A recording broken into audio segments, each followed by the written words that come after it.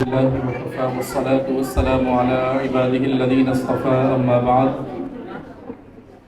فأعوذ بالله السميع العليم من الشيطان اللعين الرجيم الخبيث المخبث وقبيله ونفخه وهمزه بسم الله الرحمن الرحيم.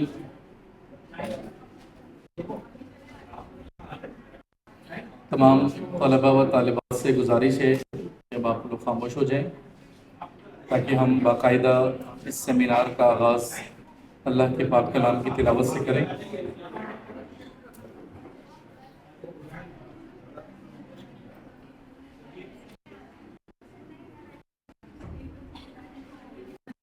أعوذ بالله من الشيطان الرجيم.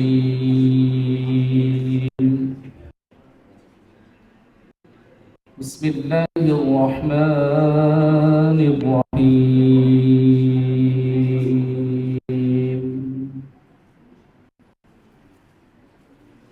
إنما مثل الحياة الدنيا كماء أنزلناه من السماء فاختلط به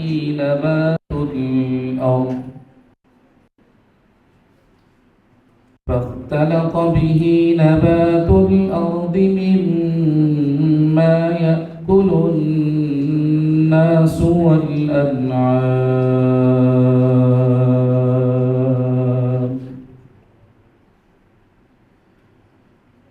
حتى إذا أخذت الأرض زخرفها وزينت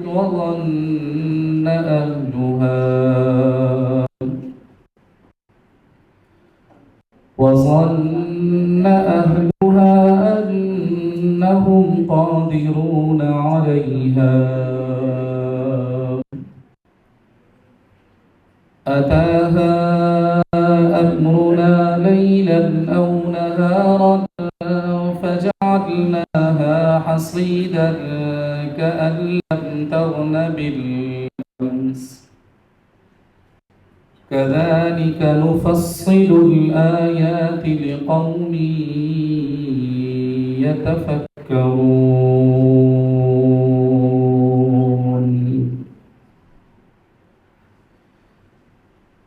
ترجمہ: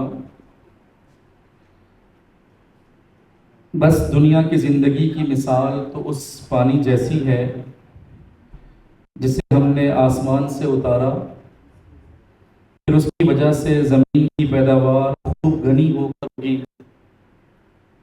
جس میں سے انسان بھی کھاتے ہیں اور چوپائے بھی، یہاں تک کہ جب زمین نے اپنی پوری رونق اور حسن لے لیا اور خوب آراستہ ہو گئی اور اس کے باشندوں نے سمجھ لیا کہ اب ہم اس پر پوری قدرت رکھتے ہیں،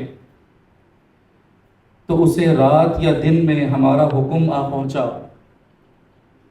تو ہم نے اسے یوں جڑ سے کٹا ہوا بنا دیا گویا وہ کل یہاں تھی ہی نہیں. اسی طرح ہم ان لوگوں کے لیے نشانیاں کھول کر بیان کرتے ہیں جو تفکر سے کام لیتے ہیں. آمنت باللہ صدق اللہ العظیم. آج ہم یہاں اس سیمینار میں تمام طلباء و طالبات اور ہمارے اساتذہ کرام موجود ہیں. میں تمام معزز مہمانان گرامی کو خوش آمدید کہتا ہوں اور میں ملتمس ہوں مولانا فاروق احمد تجانی صاحب سے کہ آپ اسٹیج پہ تشریف لائیں اور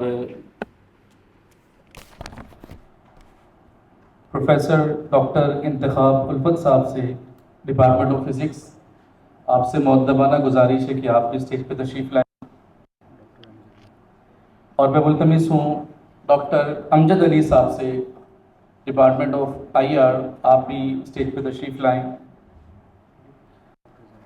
اور میں ملتمس ہوں رئیس کلیہ معارف اسلامیہ پروفیسر ڈاکٹر زاہد علی زاہدی صاحب سے کہ آپ بھی مسند پر تشریف لائیں. اب ہم اس سیمینار کو آگے کی طرف بڑھاتے ہیں. میں ملتمس ہوں ہمارے طالب علم وجی سے کہ آپ تشریف لائیں اور نعت رسول مقبول صلی اللہ علیہ وسلم کا نذرانہ پیش فرمائیں۔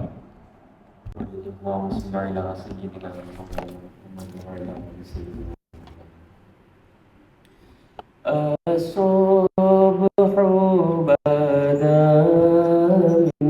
من طلعته والليل دجى من وفراته ہے نور سحر چہرے سے تیرے اور شب کی رونق زلفوں سے اللہ اللہ اللہ اللہ اللہ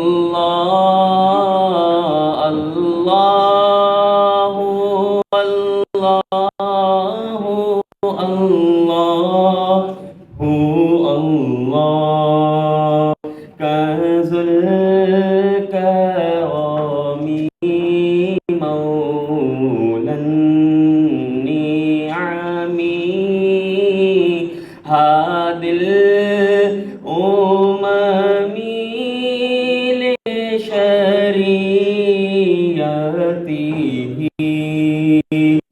نعمت کا خزینہ ہے مولا گنجینہ رحمت ہے آقا ہادی ہیں تمامی امت کے اور رہنما ہیں شریعت کے اللہ اللہ اللہ اللہ اللہ اللہ اللہ ساعت شجرون تقل الحجر شق القمر بشارته انگلی کے اشارے پیڑ چلے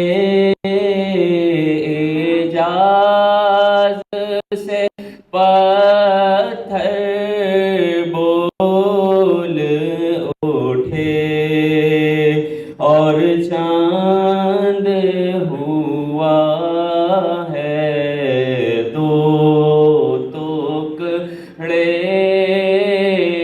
انگشت کے ایک اشارے سے اللہ اللہ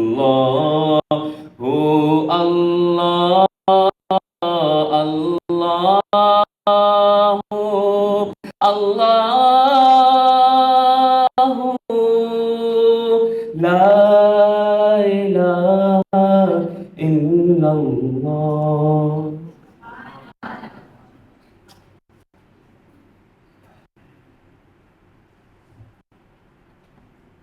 نعت رسول مقبول صلی اللہ علیہ وسلم کا نذرانہ پیش کر رہے تھے محمد وجی، جو کہ ہمارے فائنل ایئر کے طالب علم ہیں۔ اب میں سیمینار کے افتتاحی کلمات کے لیے دعوت خطاب دوں گا پروفیسر ڈاکٹر انتخاب الفت صاحب سے۔ آپ کا تعلق ڈپارٹمنٹ آف فزکس سے ہے۔ میں ملتمس ہوں کہ سر آپ تشریف لائیں اور میں اظہار خیال فرمائیں پروفیسر ڈاکٹر انتخاب الفت صاحب۔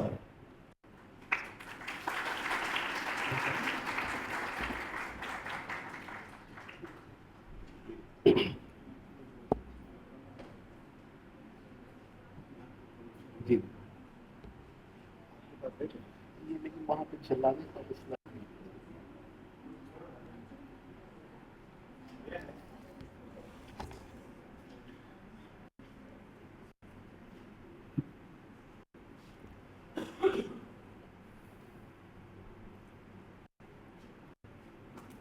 بسم اللہ الرحمن الرحیم۔ معزز طلباء و طالبات، ہماری فیکلٹی ممبرز اور معزز مہمانان گرامی، آپ سب کو دل کی گہرائیوں سے خوش آمدید جامعہ کراچی میں۔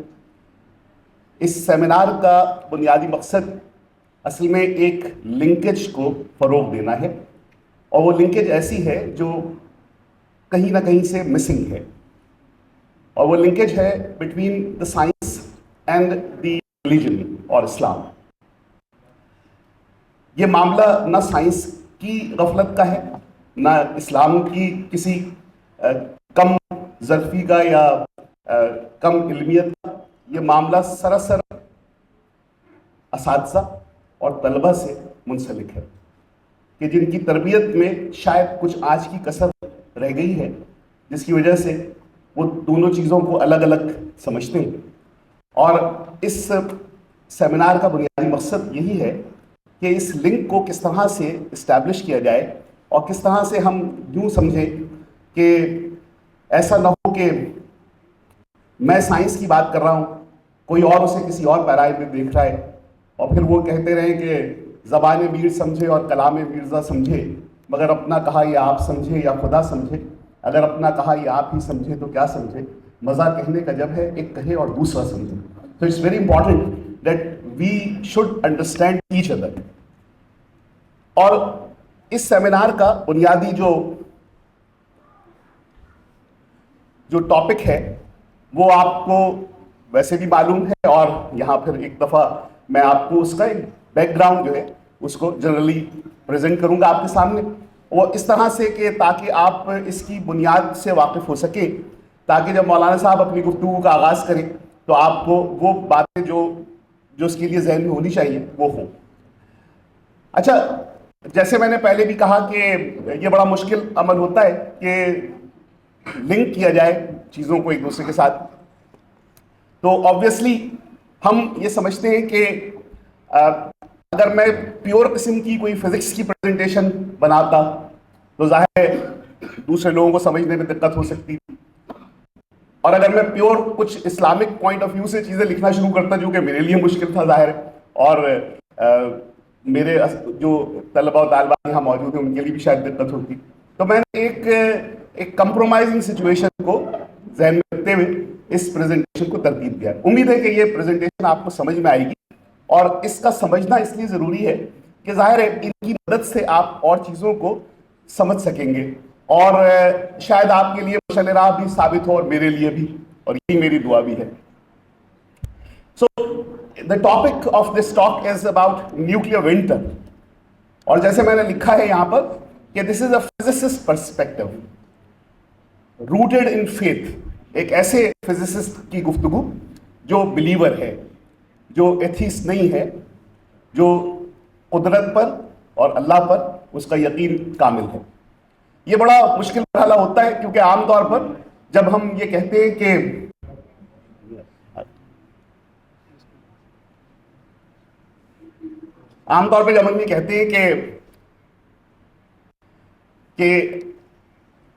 جب کسی فزسسٹ سے پوچھا جاتا ہے، یا بہت سے لوگوں نے یہ بات کہی، ہم نے بھی باہر رہتے ہوئے کئی لوگوں سے پوچھا کہ بھئی آپ اللہ پہ یا خدا پہ بلیو کرتے ہیں یا نہیں کرتے، تو اکثر لوگوں کا اس سوال کا جواب یہ ہوتا تھا کہ یہ بڑا مشکل سوال ہے، اور اس کا جواب جو ہے وہ ذرا سا مشکل ہے دینا۔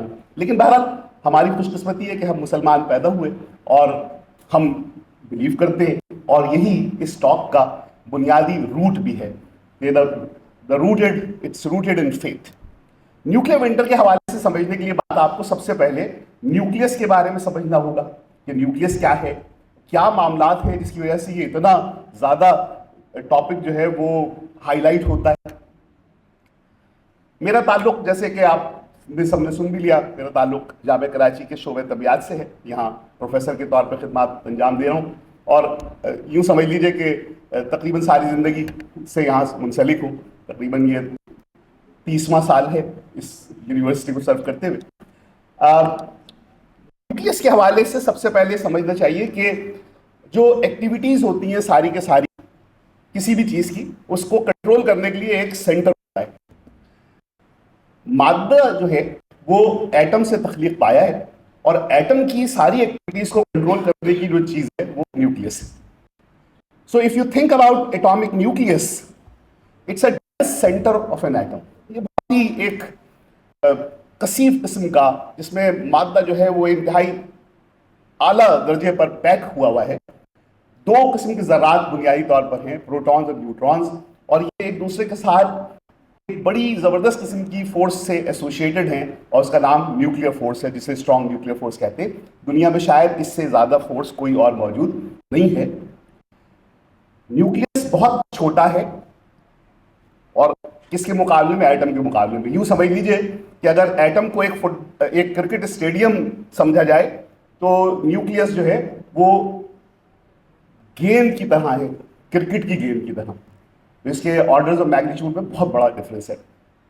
असल बड़ा मसला है कि मतलब ये कैसे फिर ऐसा हुआ कि इतनी बहुत सारी एनर्जी जो है वो जमा हो गई। तो इकबाल ने इसके बारे में बड़ी ज़बरदस्त बात की कि हकीकत एक है हर शय की, नूरी हो कि खाकी हो, लहू खुर्शीद का टपके तो जर्रे का जिगर चीरे। तो जर्रे का जिगर जो है वो यही मुराद है, यही जर्रा है बेसिकली जो न्यूक्लियस है, जिसकी एनर्जी इस कदर ज़्यादा है कि जो सूरज की तवानाई से मुकाबला कर सकते हैं। अब मसला ये है कि ये तवानाई कहाँ से आई या कैसे जो है वो हमें इसका पता चला। तो न्यूक्लियर एनर्जी के लिए आपको क्या करना होगा? न्यूक्लियस को तोड़ना होगा। ये दोनों मामला बड़े अहम हैं। न्यूक्लियस को तोड़ने से भी एनर्जी मिलती है और न्यूक्लियस को जोड़ने से भी एनर्जी मिलती है। सूरज पर हल्के जो न्यूक्लियाई हैं यानी लाइटर न्यूक्लियाई वो एक दूसरे से कंबाइन हो रहे हैं, वहां से भी एनर्जी मिलती है। और किसी एटॉमिक रिएक्टर में एक हैवी न्यूक्लियस टूट रहा है, वहां से भी एनर्जी मिलती है। तो पहला जो पार्ट एस्पेक्ट है इसका न्यूक्लियर एनर्जी का वो है splitting of heavy nucleus into smaller nuclei. और आप देख सकते हैं कि एक हैवी न्यूक्लियस जब टूटता है तो वो बड़ी तेजी से अपनी एनर्जी जो है वो बहुत बड़ी तादाद में या बहुत बड़ी मकदार में उसके जरिए हासिल होती है। अच्छा, ये जो बुनियादी बात समझते हैं फिजिक्स के हवाले से उनके लिए तो आसान सी बात है, लेकिन जो नहीं समझते उनके लिए भी बड़ा आसान है मामला कि जब न्यूक्लियस टूटेगा तो उससे जनरेट होने वाले पार्टिकल्स जो हैं वो उस फिशन रिएक्शन को मजीद आगे बढ़ाते हैं। इसको हम चेन रिएक्शन कहते हैं और ये चेन रिएक्शन मुसलसल आगे बढ़ता रहता है और मुसलसल तवानाई फराहम करता रहता है। अगर ये तवानाई हम कंट्रोल कर लें तो इसका मतलब है कि ये यूजफुल पर्पस के लिए इस्तेमाल होगी, और अगर ये अनकंट्रोलेबल हो तो इसका मतलब है कि ये destruction फैलाएगी। And that's what nuclear bomb do. सो दूसरा जो पार्ट है इसका न्यूक्लियर एनर्जी का, जैसे मैंने कहा कि न्यूक्लियस को तोड़ने से भी एनर्जी मिलती है और न्यूक्लियस को जोड़ने से भी एनर्जी मिलती है। तो लोग बड़े परेशान होते हैं कि भाई न्यूक्लियस को जोड़ने का क्या मतलब है? न्यूक्लियस को जोड़ने का मतलब ये हुआ कि लाइटर न्यूक्लियाई हैं वो आपस में कंबाइन हो रहे हैं, और कंबाइन हो रहे हैं तो they are producing a lot of energy. बिल्कुल उसी तरह से जैसे मेरी दोनों हाथों को एक साथ रखने से एक बूंद सी सुनाई दी, बिल्कुल उसी तरह से एनर्जी जो है वो प्रोड्यूस होती है ड्यूरिंग न्यूक्लियर फ्यूजन। अच्छा, ये न्यूक्लियर एनर्जी जो आपको मिल रही है या हमें मिलती है, ये हम मुख्तलिफ अंदाज में इस्तेमाल कर सकते हैं। तो मैं पहले चंद एक बातें जो है उसके बारे में बता देता हूँ जो न्यूक्लियर फिजिक्स के हवाले से या न्यूक्लियर एनर्जी के हवाले से अच्छी बात है। एक तो जाहिर है पावर जनरेशन, कराची वाले सब जानते हैं कि कैनप के नाम से एक पावर प्लांट हमारे पास काम कर रहा है और वहाँ से जो एनर्जी मिल रही है वो यही फिशन वाली एनर्जी है जिसको हम हासिल कर सकते हैं। इसके अलावा भी बहुत सारी और एप्लीकेशंस जो है न्यूक्लियर एनर्जी की आपके सामने हैं। मिसाल के तौर पे मेडिकल फिजिक्स में इसका बेतहाशा इस्तेमाल है। मैंने दो डायग्राम्स शो की हैं या दो तस्वीरें बनाई हैं, उनमें से एक स्कैनिंग की है, पेट स्कैनिंग की, और दूसरी जो है वो गामा नाइफ की है जिसके ज़रिए हम सर्जरी कर सकते हैं किसी ट्यूमर की। ये गामा नाइफ भी बहुत पॉपुलर है और कराची में 3 से ज़्यादा मौजूद है। इसके अलावा एक एप्लीकेशन जो न्यूक्लियर फिजिक्स की है वो स्पेस एक्सप्लोरेशन में है। स्पेस में जब जहाज़ चला जाएगा तो जाहिर है उसको एनर्जी कहाँ से मिलेगी? उसको एनर्जी मिलने के लिए या एनर्जी देने के लिए हमें मुसलसल कोई रेडियो एक्टिव सोर्स उसके अंदर इंस्टॉल करना होगा, वहाँ से वो न्यूक्लियर एनर्जी वहाँ से बरामद होगी और वो उसको चलाएगी आगे। अब मसला ये हुआ कि ये तो सारी अच्छी अच्छी बातें थी, अब इससे कुछ और बहुत सारी ऐसी एसोसिएटेड चीज़ें हैं जिनका तस्करा यहाँ पे हम अब करते हैं न्यूक्लियर विंटर के हवाले से। Let's see a nuclear bomb for example. एक न्यूक्लियर बॉम्ब क्या है भाई, आपसे भी बताया गया कि जब न्यूक्लियस टूटता है तब भी एनर्जी मिलती है, जब न्यूक्लियस जुड़ता है तब भी एनर्जी मिलती है। तो न्यूक्लियस को टूटने का मामला जो है, एक ऐसे वेपन हम बना सकते हैं जिससे एक इनॉर्मस अमाउंट ऑफ एनर्जी जो है वो रिलीज हो, और ये हो सकता है कि फिशन हो और हो सकता है कि कॉम्बिनेशन ऑफ फिशन और फ्यूजन हो। जो फिशन से आ रही होती है एनर्जी उसका नाम एटॉमिक बॉम्ब होता है, और जो फिशन और फ्यूजन दोनों जिसमें शामिल हो वो हाइड्रोजन बॉम्ब है। हाइड्रोजन बॉम्ब को आप यूं समझ लीजिए कि एक छोटा सा शम्स यानी सूरज। वर्ल्ड वॉर II के दौरान इसका सबसे पहले आगाज हुआ। इस मैनहट्टन प्रोजेक्ट के नाम से ये प्रोजेक्ट था, और इसका सबसे पहला इस्तेमाल जो है वो हिरोशिमा और नागासाकी पर हुआ। और बड़ी दुख से कहना पड़ता है कि जिन लोगों ने इसे इस्तेमाल किया उन्होंने इसको बड़े खूबसूरत नाम दिए। मिसाल के तौर पे हिरोशिमा में गिरने वाले बॉम्ब को नाम दिया गया लिटिल बॉय, और नागासाकी पे गिरने वाले बॉम्ब का नाम था fat man. This is in 1945, और वो लोग अभी भी इतने ही मुतहर्रिक हैं जितने वो पहले रहे। न्यूक्लियर बॉम्ब के बहुत सारे इम्पैक्ट जो हैं वो आपको सामने नजर आते हैं।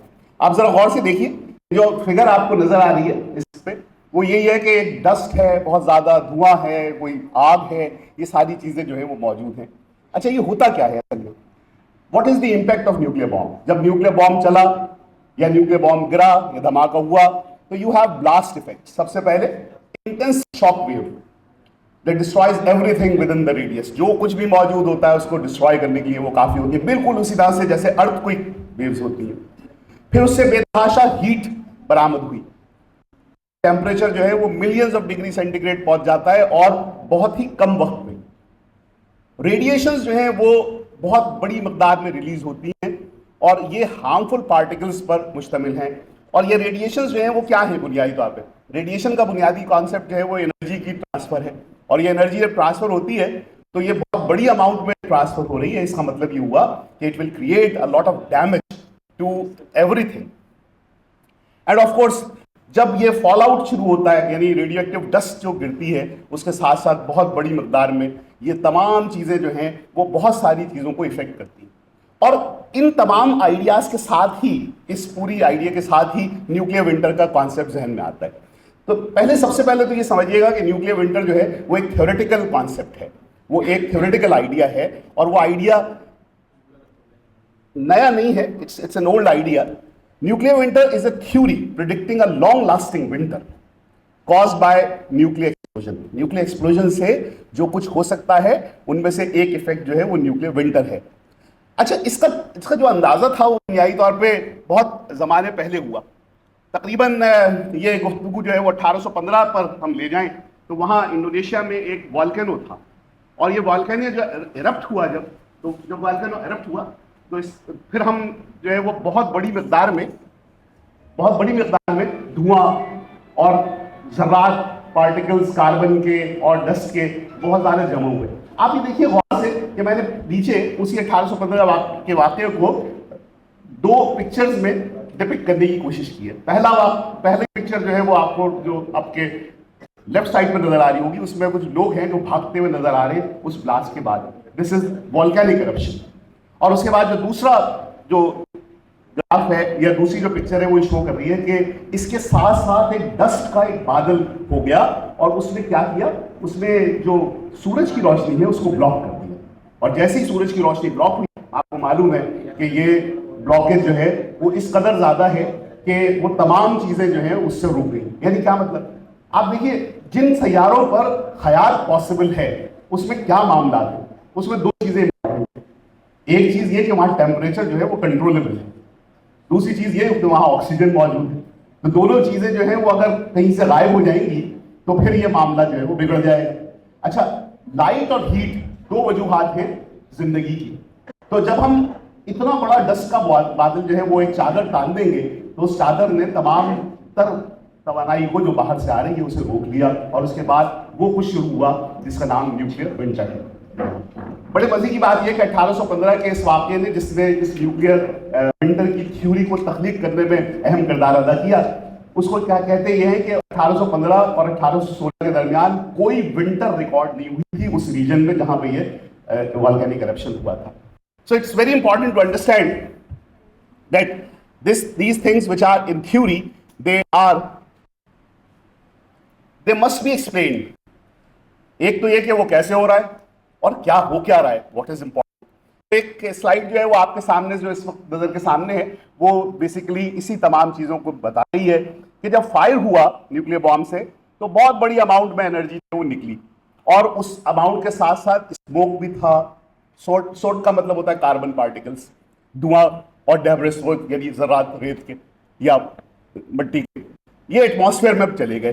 और जब एटमॉस्फेयर में चले गए तो उन्होंने एक थिक लेयर फॉर्म कर ली, जैसे आपने पिछली तस्वीर में देखा, और इस थिक लेयर ने सनलाइट को ब्लॉक किया, और जैसे ही सनलाइट ब्लॉक हुई तो टेम्परेचर जो है वो बड़ी तेजी से नीचे आया। मुझे अच्छी तरह से आज भी याद है कि हमारे यहाँ एक दफा टोटल सोलर इक्लिप्स हुआ कराची में, तो हमने अपनी इस ऑब्जर्वेटरी से, इस्पा की ऑब्जर्वेटरी से कुछ टेम्परेचर्स को मॉनिटर किया। I was at that time very young, I am still very young, लेकिन उस जमाने में जब हमसे रिकॉर्ड करने के लिए कहा गया, हमने देखा कि कोई 3-4 मिनट में जो ड्रॉप था टेम्परेचर का, वो बड़ा सिग्निफिकेंट ड्रॉप था। तो आप अंदाजा लगा सकते हैं कि जब इतनी अमाउंट यहाँ पे मौजूद हो, इतना बड़ा एक बादल आ जाए, तो कितनी तेजी से टेम्परेचर डाउन हो सकता है। टेम्परेचर जैसे ही रिड्यूस होगा तो ये खाली थोड़े वक्त के लिए नहीं है, बल्कि बहुत बड़े अरसे के लिए। मैंने 1815 का वाकया भी रिपोर्ट किया, इसमें 1 साल तक समर नहीं आई थी। जब ये टेम्परेचर कम होगा, लैक ऑफ सनलाइट होगा, तो इसका मतलब है कि भाई ना तो ज़राअत हो सकेगी। बहुत सी स्पीशीज़ हैं जो डिपेंड करती हैं, चाहे वो बॉटनिकल हो चाहे वो जूलॉजिकल हो, वो उनके लिए भी एक प्रॉब्लम है, यानी एक्सटेंशन भी पॉसिबल होगी यहाँ से, वो बिल्कुल गायब हो सकते हैं सफा हस्ती से। हमें एक चीज़ को देखना होगा, न्यूक्लियर विंटर को और अदर फिनोमेना को कैसे हम रखें, मैनेज करें एक दूसरे के साथ। देखिए, एक बात तो ये कि इसकी जो न्यूक्लियर विंटर है उसका जो टाइम पीरियड है वो बहुत बड़ा है as compare to nuclear other explosions. एक अंदाजा ये है कि ये तकरीबन 10 साल तक वो रुक सकता है अगर एक जगह हुआ, और तकरीबन वॉल्केनिक इरप्शन जो है उसका जो पीरियड है वो बहुत कम होता है, 1 से 2 साल होता है, और ये हम वो कर भी चुके हैं डिपिक्ट। इसके जो क्लाइमेटिक रिएक्शंस होते हैं वो भी बहुत तवील किस्म के होते हैं। ज़ाहिर है वो पार्टिकल्स जो है वो सस्पेंडेड रहते हैं, उनको एरोसॉल्स कहते हैं, वो सस्पेंडेड रहते हैं और वो मुख्तलिफ अंदाज में एयर की क्वालिटी को डिग्रेड कर देते हैं। हम इसकी एयर क्वालिटी की डिग्रेडेशन के बारे में बहुत सारी बातें कर रहे हैं आजकल, और आप ये सोचिए कि ये जो लेवल है ये बहुत कम है शायद, और जब उस लेवल पर बात होगी तो वो कहाँ जाएगा मामला। इस तरह से ज़ाहिर है फूड प्रोडक्शन के हवाले से बहुत मसला हो जाएगा, रेनफॉल का प्रॉब्लम आएगा, और किसी किस्म की, क्योंकि लाइट इतनी होगी नहीं हमारे पास जिससे ये तमाम चीज़ें ग्रो कर सकें। न्यूक्लियर विंटर जो है ये इससे बड़ा थ्रेट शायद कोई नहीं है, क्योंकि आप ये सोचिएगा कि जब ये रेडिएशंस निकलती हैं तो उसमें गामा रेज हैं, उसमें these are biologically harmful radio nuclides हैं, और न सिर्फ अपनी सेहत को बचाना मुश्किल होगा बल्कि पूरा इकोसिस्टम जो है उससे डिस्टर्ब होगा। And this is something like, क्योंकि जब ये ऐसा होगा तो अल्ट्रावायलेट रेडिएशंस भी बहुत बड़ी तादाद, बहुत बड़ी मकदार में होंगी, और ये तमाम चीज़ें जो है वो गड़बड़ कर देंगी। अच्छा, ये हम आज बात कर रहे हैं, इसका तस्करा हमारे मजहब में और कुरान में मौजूद है कि when the light is dazed and the moon is eclipsed and the sun and the moon are joined together, ये कुरान की सूरह है जो गालबन जो उलमा है वो ज़्यादा अच्छे अंदाज में पढ़ सकते हैं, लेकिन इसका एक बड़ा सिंपल सा आइडिया ये है कि एक वक्त ऐसा होगा कि जब डार्कनेस जो है वो सब चीज़ों पे काबू कर लेगी, और ये डार्कनेस कैसे काबू करेगी, this is actually the concept of nuclear winter. In the same way when the sun is folded up, सूरज طے ہو گیا. سورج کے طے ہونے کا مطلب یہ ہے کہ بھائی سورج اپنا وہ کام نہیں کر رہا جو اسے کرنا ہے, اس کا مطلب ہے وہ کام اس کا ہیٹ اور لائٹ پرووائڈ کرنا ہے, دیٹ ہیز بین اسٹاپڈ. اس کی انٹرپریٹیشن جو ہے وہ ڈارکنیس کی بہت سارے لوگ مختلف انداز میں دیتے ہیں. کچھ اس کو لٹرلی اس طرح سے کرتے ہیں کہ بھائی ڈارکنیس ہو جائے گی, یہ کاسمک کولیپس ہے قسم کا. کچھ لوگ اس کو کہتے ہیں یہ سمبولک ہے. سمبولک کا مطلب ہے کہ جب آدمی بے بہرا ہو جائے گا تو اس کو ڈارکنیس کہا جائے گا. لیکن ہم سائنسز کے حوالے سے اسے سمجھتے ہیں کہ یہ ایک انوائرمنٹل ایفیکٹ ہے, اور اس انوائرمنٹل ایفیکٹ میں یہ نیچرل بھی ہو سکتا ہے اور مین میڈ بھی, and that is the point where we should focus on. Man made disaster ہے یہ قسم کا. اور قرآن میں جو ڈسکرپشن اس کی ہے کاسمک اپہیولز کی یا آئیڈیا آف ڈارکننگ آف سن, یہ تمام چیزیں جو ہے وہ اس طرف اشارہ دے رہی ہیں کہ ان چیزوں کو نہ صرف توجہ سے دیکھنے کی ضرورت ہے بلکہ اس کے بارے میں کچھ کرنے کی ضرورت بھی ہے. کیونکہ آپ کو معلوم ہے کہ مذہب جو ہے وہ انسان کو ایک چیز سے کم از کم بہت محفوظ رکھتا ہے, اور وہ ہے مایوسی. مایوسی گناہ ہے, اور مایوسی سے بچنے کے لیے کیا کرنا ہوگا؟ مایوسی سے بچنے کے لیے آپ کو انٹرپریٹیشن آپ کے پاس پکی ہونی چاہیے, اور اس کے بعد اس کا تدارک ہونا چاہیے. So what can be the responsibility and prevention methods? سب سے بڑا مسئلہ جو اس وقت دنیا کو درپیش ہے وہ یہ کہ کیسے اس نیوکلیئر وار کو اوائڈ کیا جائے جس کا خطرہ ہمارے سروں پہ منڈلا رہا ہوتا ہے. تو role of science and faith together is very important. Science جو ہے وہ بتاتی ہے کہ واٹ کوڈ ہیپن, اور فیتھ ہمیں گائیڈ کرتا ہے کہ ڈیسیشن کیسے بنائے جائیں, مورل ویلیوز کو, کون سی مورل ویلیوز کو آپ اپنے سامنے رکھیں. ظاہر ہے ہم اگر پریپیئر کریں اپنے آپ کو فیوچر کے لیے تو ہمیں سوچنا چاہیے کہ ہم ایک گلوبل ولیج میں رہتے ہیں, اور اس گلوبل ولیج میں رہتے ہوئے ہمیں ان سب باتوں کا خیال رکھنا ہے کہ ہر انسان کے لیے ضروری ہے. فیتھ اور ہوپ کا لنک میں نے آپ کو سمجھایا ہے, اس کا بھی بہت ضروری معاملہ ہے. دیکھیں جیسے قرآن کی آیات ہم نے تلاوت تو نہیں کی لیکن اس سے بتایا گیا کہ کس طرح سے معاملات جو ہیں وہ چلتے ہیں. تو بیسکلی ایک آئیڈیا یہ ہے کہ اس قرآن میں بھی یہ بڑا اشارہ ہے واضح طور پہ کہ ہم نے تو سوچنے سمجھنے والوں کے لیے نشانیاں رکھی ہیں, تو if you can follow these تو why not we should have a new believing. ایک بڑی اہم بات ہے, اور یہ ڈاکٹر زاہدی صاحب سے بھی ہم لوگ گفتگو کے دوران کرتے رہتے ہیں کہ ہوتا یہ عام طور پہ کہ جتنی ریسرچ ہے اعلیٰ پیمانے کی, یہ ساری باتیں جو ہم نے آپ کے سامنے رکھی زیادہ تر نان بلیورس کا ہوتا ہے. وائی بلیورز آر سو سلو ان دس؟ ایک بڑا زبردست قسم کا سوال ہے اور بڑا چبھنے والا. As Muslim with renewed understanding and hope we can strive towards a brighter future. ہمارا خیال ہے کہ ہم اس کو آگے کی طرف جا سکتے ہیں, اور کیوں نہیں ہم قرآن کو اور حدیث کو سمجھ کر پڑھنے کی کوشش کرتے. Let us conclude with a dua that خدا تجھے کسی طوفان سے آشنا کر دے کہ تیرے بحر کی موجوں میں اضطراب نہیں, تجھے کتاب سے ممکن نہیں فراہم دوں, کتاب خواہ ہے مگر صاحب کتاب نہیں. Thank you.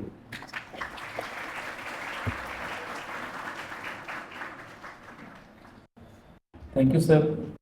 پروفیسر ڈاکٹر انتخاب الفت صاحب نیوکلیئر ونٹر کے حوالے سے پریزنٹیشن پیش کر رہے تھے. اب میں ملتمس ہوں رئیس کلیہ معارف اسلامیہ پروفیسر ڈاکٹر زاہد علی زاہدی صاحب سے کہ آپ تشریف لائیں اور اپنا اظہار خیال فرمائیں. پروفیسر ڈاکٹر زاہد علی زاہدی صاحب.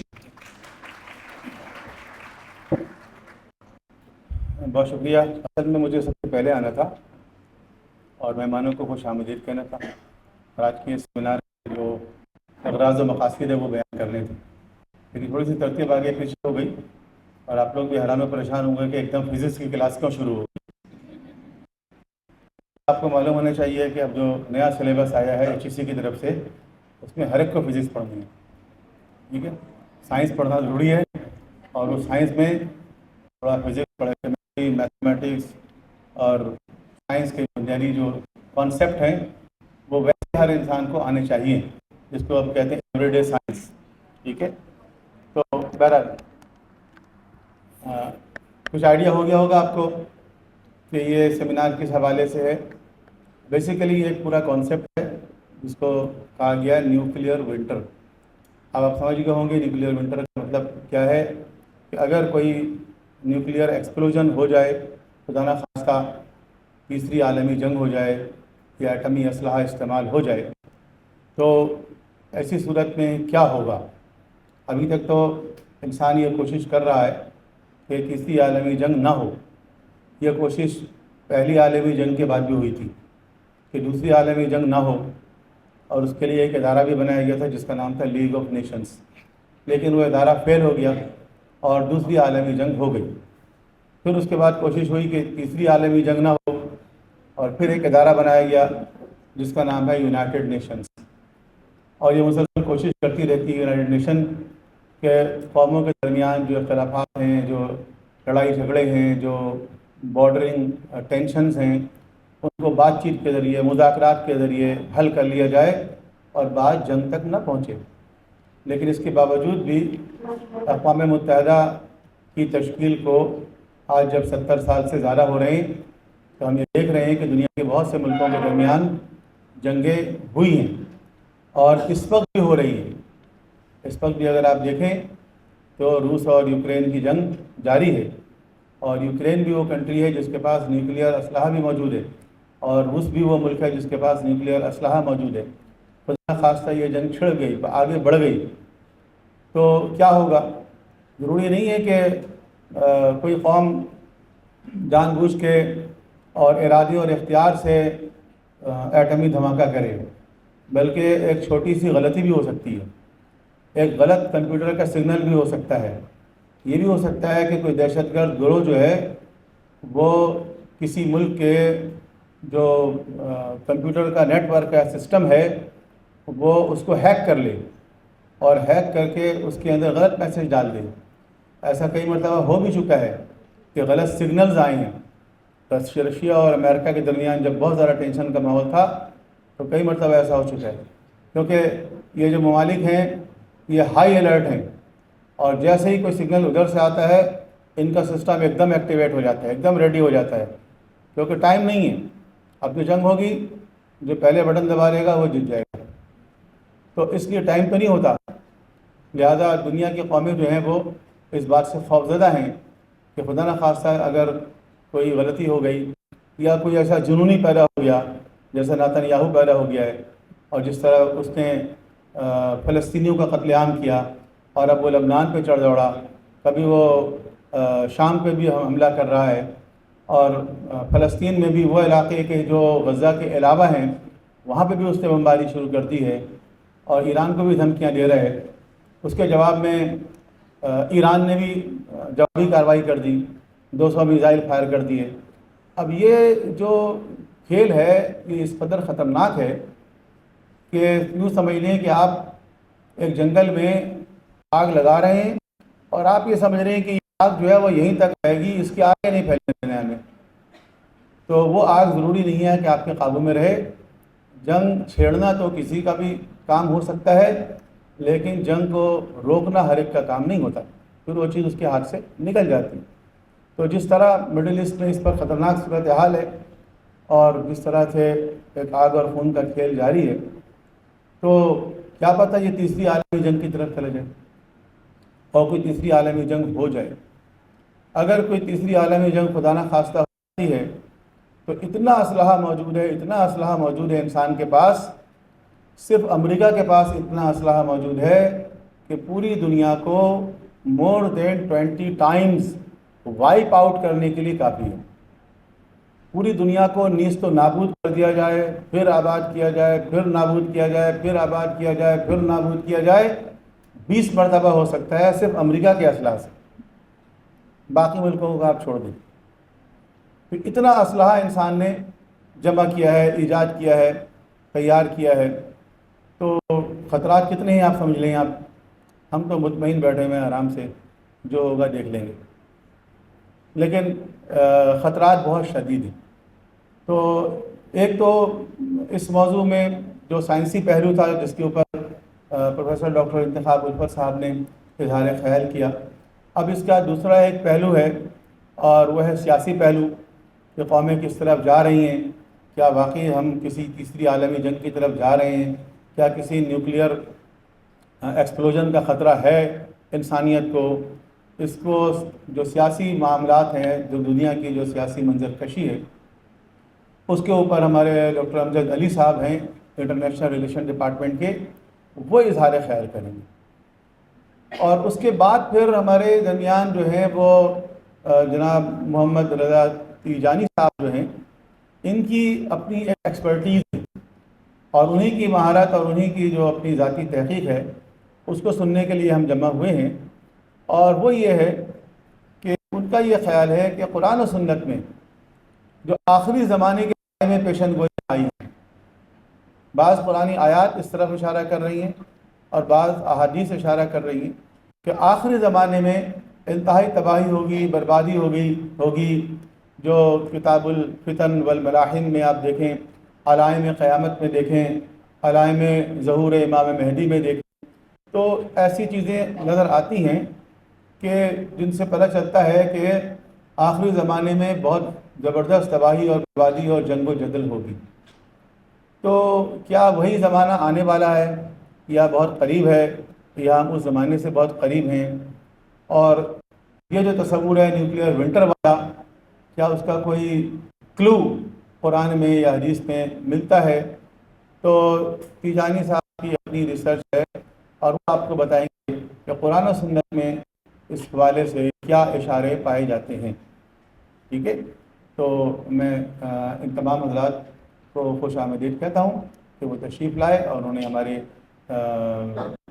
فیکلٹی آف اسلامک اسٹڈیز کے طالب علموں کے سامنے، اساتذہ کے سامنے اپنا علمی مقالہ پیش کیا. پروگرام کو آگے بڑھانے کے لیے میں گزارش کروں گا کہ وہ تشریف لائیں. تھینک یو سر.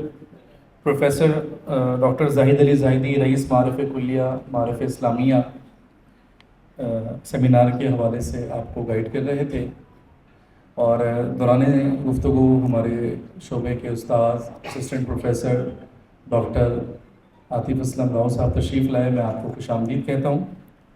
اور اب میں، جیسا کہ ڈاکٹر صاحب نے فرمایا کہ سیاسی اور دوسرے معاملات کے حوالے سے اس سیمینار پر گفتگو کے لیے میں دعوت دوں گا ڈاکٹر امجد علی صاحب سے. آپ کا تعلق ڈپارٹمنٹ آف IR سے ہے. آپ تشریف لائیے اور گفتگو فرمائیے. ڈاکٹر امجد علی صاحب.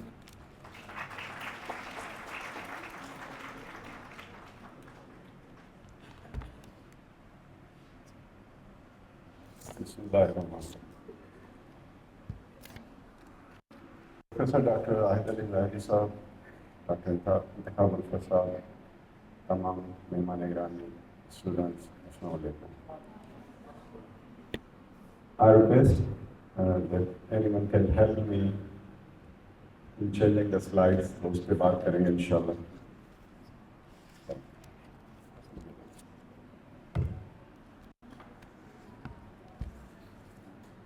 آدھے سے زیادہ میری اسپیچ جو ہے وہ سر انتخاب صاحب اور زاہد علی زاہدی صاحب نے کور کر لی ہے. تو میں تھوڑا سا اس کا جو بھی وہ پولیٹیکل ہے دنیا کے حالات، اس کو دیکھتے ہیں، کس طرف ہم جا رہے ہیں، انسانیت کا کیا ہوگا، دنیا کا کیا ہوگا.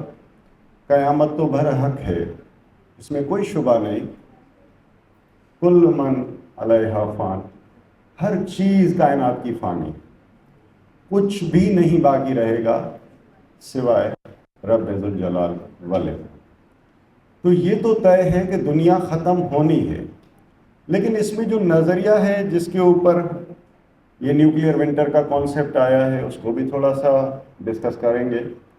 باقی دنیا کے معاملات جو اس وقت چل رہے ہیں، جس میں اسرائیل کا ایگریشن، اس کے اوپر بھی میں بات کروں گا کہ how things are going to be dragged to the dark side of destruction. جہاں پہ انسان کی تہذیب جو یہ صدیوں لگے بنانے میں، آج جہاں پہ ہم کھڑے ہیں، یہ تمام کی تمام چیزیں وائپ آؤٹ ہونے جا رہی ہیں اگر اس چیز کو یہاں پہ نہیں روکا گیا. Because war is something more destructive than anything else in the world. وہ کہتے تھے جب گاؤں میں کوئی، ہم بنیادی طور پہ پاکستان از ایگریکلچرل اسٹیٹ، ہم تمام کے تمام لوگ دیہاتی ہیں. اب تو ویسے ہم میٹروپولیٹن سٹیز میں رہتے ہیں، لیکن بائی اوریجن ہمارے آبا و اجداد ان کو دیکھیں تو ہم سب لوگ دیہاتی ہیں. یہ انڈسٹرلائزیشن تو 200-300 سال کی کہانی ہے جب اسٹارٹ ہوئی، جس میں یہ لائف ہم آج دیکھتے ہیں کہ مینول اور دین ڈیجیٹل، اس کی طرف ہم آ گئے. تو یہ دنیا کی تہذیب جو بنانے میں صدیاں انسان نے سرو کی، 1,24,000 prophets with a message of almighty Allah. to humankind. For what? Just एक ही मकसद है कि इंसान जीना, रहना, तहजीब से रहना सीख ले. Allah has created this world with love. जंग उस लव, उस क्रिएशन के अगेंस्ट है. अब थोड़ी सी एक पिक्चर जो मैं पोर्ट्रे करने जा रहा हूँ कि दुनिया के हालात का हमें पता होना चाहिए कि न्यूक्लियर स्टेट्स कितनी हैं और उनके पास कितना असला है. सर जाहिद अली ज़ाहिदी साहब ने बहुत अच्छी बात की कि 20 मरतबा से ज़्यादा अगर दुनिया को तबाह करने का सोचा जाए तो अमेरिका के पास खाली एक कंट्री के पास इतना असला है. तो इस पे आते हैं. अब ये स्लाइड आप देख सकते हैं. I would request you all kindly slides के साथ चलेंगे तो समझ में आएगी बात और मुझे भी आसानी होगी. States with the nuclear weapons. अब इसमें अब दुनिया दो हिस्सों में जो इस वक्त डिबेट चल रही है, दुनिया के दो हिस्से. एक को हम कहते हैं ग्लोबल साउथ. मैं एक चीज़ यहाँ पे क्लियर कर दूँ थोड़ी सी आसानी.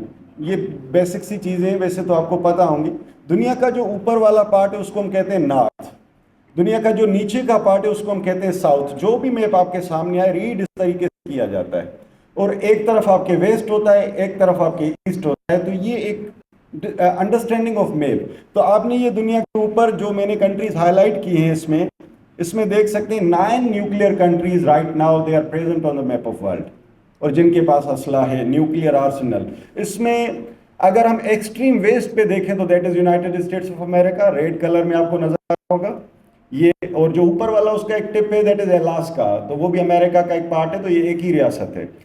अगर हम यूरोप की तरफ आ जाएं तो यूरोप में 2 न्यूक्लियर ममालिक हैं. एक है ब्रिटेन, दूसरा है फ्रांस, जिनके पास न्यूक्लियर असला है. अगर हम अब एशिया की तरफ आ जाएं, एक्चुअली ये 3 कॉन्टिनेंट्स हैं जिनके अंदर न्यूक्लियर वेपन्स हैं आज अवेलेबल. एशिया के अंदर सबसे बड़ी रियासत न्यूक्लियर वेपन्स में the red one on the top that is Russia. आज का जो रशिया है, सोवियत यूनियन पुराना, उसके नीचे ही देखेंगे China, Pakistan, India and north Korea. ये एक बल्क में आपको कंट्रीज नजर आएंगी. Most dangerous zone we people are living in. Remember, सबसे खतरनाक दुनिया का हिस्सा जिसमें इंसान आबाद है वो पाकिस्तान, इंडिया. ये मेरी बात नहीं है, that is what the intellectual से. और नॉर्थ कोरिया का रीजन है, चाइना का रीजन है, Russia. Because 5 nuclear states including Israel अगर हम देख लें तो 6 हो जाती है. तो उन्होंने टेस्ट नहीं किया, डिक्लेयर नहीं किया, लेकिन सबको पता है कि उनके पास 70 से न्यूक्लियर वेपन्स अवेलेबल हैं. तो ये 6 न्यूक्लियर पावर एक ही कॉन्टिनेंट में. और मजे की बात, अगर हम इनके ताल्लुकात की बात करें, मैं आगे इस पर थोड़ी सी बात करूंगा, पाकिस्तान एंड इंडिया और न्यूक्लियर दोनों. रशिया की बात करते हैं. रशिया का अगर हम देखें इस वक्त जो स्टांस चल रहा है अमेरिका से, एक मैं आपको यहाँ पे लिंक दूंगा कि रशिया जस्ट 100 किलोमीटर्स का एक मुफासला है अमेरिका से दूर. क्योंकि ये ग्लोब इज लाइक दिस. ये जो आप अलास्का वाला पार्ट देख रहे हैं ऊपर आपको अमेरिका का नजर, ये रशिया ने बेचा था अमेरिका को. तो वो अमेरिका का ही दिया हुआ है उनको. तो they are very close to one another. In 2 nuclear power और राइवल्स. अगेन कोल्ड वार हमारे सामने आज के हालात. चाइना और इंडिया की बात करते हैं, अच्छे ताल्लुकात मेरे ख्याल में तो नहीं है. और दोनों न्यूक्लियर, दोनों का कॉन्फ्लिक्ट. साउथ कोरिया न्यूक्लियर है, सॉरी नॉर्थ कोरिया न्यूक्लियर है. और साउथ और नॉर्थ कोरिया की बात करते हैं, एक को अमेरिका सपोर्ट करता है साउथ कोरिया को, उसकी इकोनॉमी बहुत अच्छी है. लेकिन north Korea Kim Jong Un to and that person as he is, you can say, उनकी जो बॉडी लैंग्वेज और उनका जो एटीट्यूड है दुनिया जानती है कि वो किस तरह का बंदा है. He is leader, I would not say without vision, but with extreme nationalism, I should say rather. बहुत ज़्यादा एक्सट्रीम है. गुस्सा आ जाता है उनको. एक मरतबा वो किसी वीडियो कॉन्फ्रेंस कोई थी, बुलाए हुए थे सहाफ़ी हजरात, उनके सामने एक उनका दुश्मन था, उसको हाथ से पकड़ के ले गए. आके एक अंडरग्राउंड डेथ स्क्वाड बना हुआ था, उसके अंदर डाल दिया और चले आए. और on media it did. So again ये दुनिया के हालात हैं. इसमें एक और चीज़, टोटल नंबर न्यूक्लियर वेपन्स के जो लास्ट ईयर की एस्टीमेट आई थी, दुनिया के अंदर डिफरेंट इंस्टीट्यूशंस हैं जो वॉच डॉग हैं. दे वॉच इंटरनेशनली जो न्यूक्लियर डेवलपमेंट्स होती हैं. इस वक्त जो उनका एस्टिमेशन लास्ट ईयर के फिगर्स मेरे पास हैं, वैसे तो अराउंड 15,000 न्यूक्लियर वेपन्स जो टॉक ऑफ टाउन है. लेकिन जो उन्होंने रिपोर्ट दी थी अगस्त 23 के अंदर, उन्होंने कहा 13,082 न्यूक्लियर वॉरहेड. अब न्यूक्लियर में कौन से, एटॉमिक, इंतखाब साहब से माजरत से, because I am not the man of science, तो बेहतर जानते हैं. जो न्यूक्लियर है, हाइड्रोजन है, नाइट्रोजन है, वो जो बम है उनकी तादाद, ABC weapons atomic, biological, chemical weapons, एक पूरी कैटेगरी है। उनको कुल मिला के 13,082 वेपन्स दुनिया की 9 रियासतों के पास हैं। God knows better. Iran, south Africa, Australia, Canada and more than 50 states. Japan उसको उसमें इंक्लूड कर लें, साउथ कोरिया को उसमें ऐड कर दें, यूरोप के बहुत सारे ममालिक जो with in 2 to 3 months they can become nuclear. अगर दुनिया के अंदर वार ट्रिगर होती है तो डेफिनेटली दे विल थिंक। और मुझे डर है कि जिस तरह से I request you all kindly दुनिया के अफेयर्स को अगर आप सीरियसली वॉच करते हैं तो यूनाइटेड नेशन के अंदर recent speeches by the world leaders आप वो सुन लें तो आपको आइडिया होगा कि how things are going towards nuclearization of world. अब इसमें दूसरी जो स्लाइड है, this slide also mentions that एक इंटरेस्टिंग चीज़ जिसकी वजह से मैंने इस स्लाइड को ऐड किया है, दैट इज दैट 90% जो वेपन्स हैं दुनिया के अंदर nuclear, they are just with the 2 countries, United states of America and Russia. 90%, 10% बाकी 7 ममालिक के पास हैं। 2 ममालिक हैं खाली जिनके पास 90% असला। एंड गॉड फॉरबिड्स अगर दुनिया में न्यूक्लियर जंग ट्रिगर होती है, और देयर आर फियर्स, वैसे तो सबसे एक्सट्रीम जो इसके कॉन्सिक्वेंसेज हैं वो इन सुपर पावर्स के लिए भी आएंगे, क्योंकि ये कहीं पे भी ड्रॉप करते हैं। अगर गॉड फॉरबिड इसराइल के prime minister Benjamin Netanyahu, such insane people when come in power, they are trying to drag world towards the mad race of power, और उसके अंदर हुक एंड क्रोक, जायज़ नाजायज़ तरीके से एग्रेशन उन्होंने जिस तरह से स्प्रेड किया है, 40,000 से ज़्यादा, वैसे तो ये फिगर ऑफिशियल है, अनऑफिशियल फिगर तो 1 लाख से ज़्यादा Palestinians they have been killed by the Israeli troops, IDF ने उनके ऊपर जो ऑपरेशंस। लेबनान के अंदर मामला चला। अगर ऐसे बंदे पावर में आते हैं, Narendra Modi in India, what type of mindset he has again such people. और मजबूरी दुनिया की ये है कि इनके पास पैसा है। डोनाल्ड ट्रंप इन अमेरिका, एक टेन्योर उनका हम देख चुके हैं, किस तरह का बॉडी लैंग्वेज और किस तरह का एटीट्यूड लेके वो फॉरेन रिलेशंस के अंदर चले। तो अगर ऐसे बंदे पावर में आते हैं, even I can include the name of Vladimir Putin, the president of Russia. He is very stern in taking a stand, और यूक्रेन के ऊपर उन्होंने किसी की नहीं सुनी। और ये न्यूक्लियर के लिए ऑप्शन उन्होंने एक मरतबा रशिया के अंदर डिबेट हुई थी कि न्यूक्लियर के लिए हम जा सकते हैं, और एक मरतबा आई रिमेंबर फ़लस्तीन के ऊपर मामला था, लास्ट ईयर की मैं बात कर रहा हूँ। तो एक I am not getting the name of that minister, वो कैबिनेट में बैठे हुए थे बेंजामिन नेतन्याहू के, उन्होंने कहा कि न्यूक्लियर की तरफ हमें जाना चाहिए, सोचना चाहिए।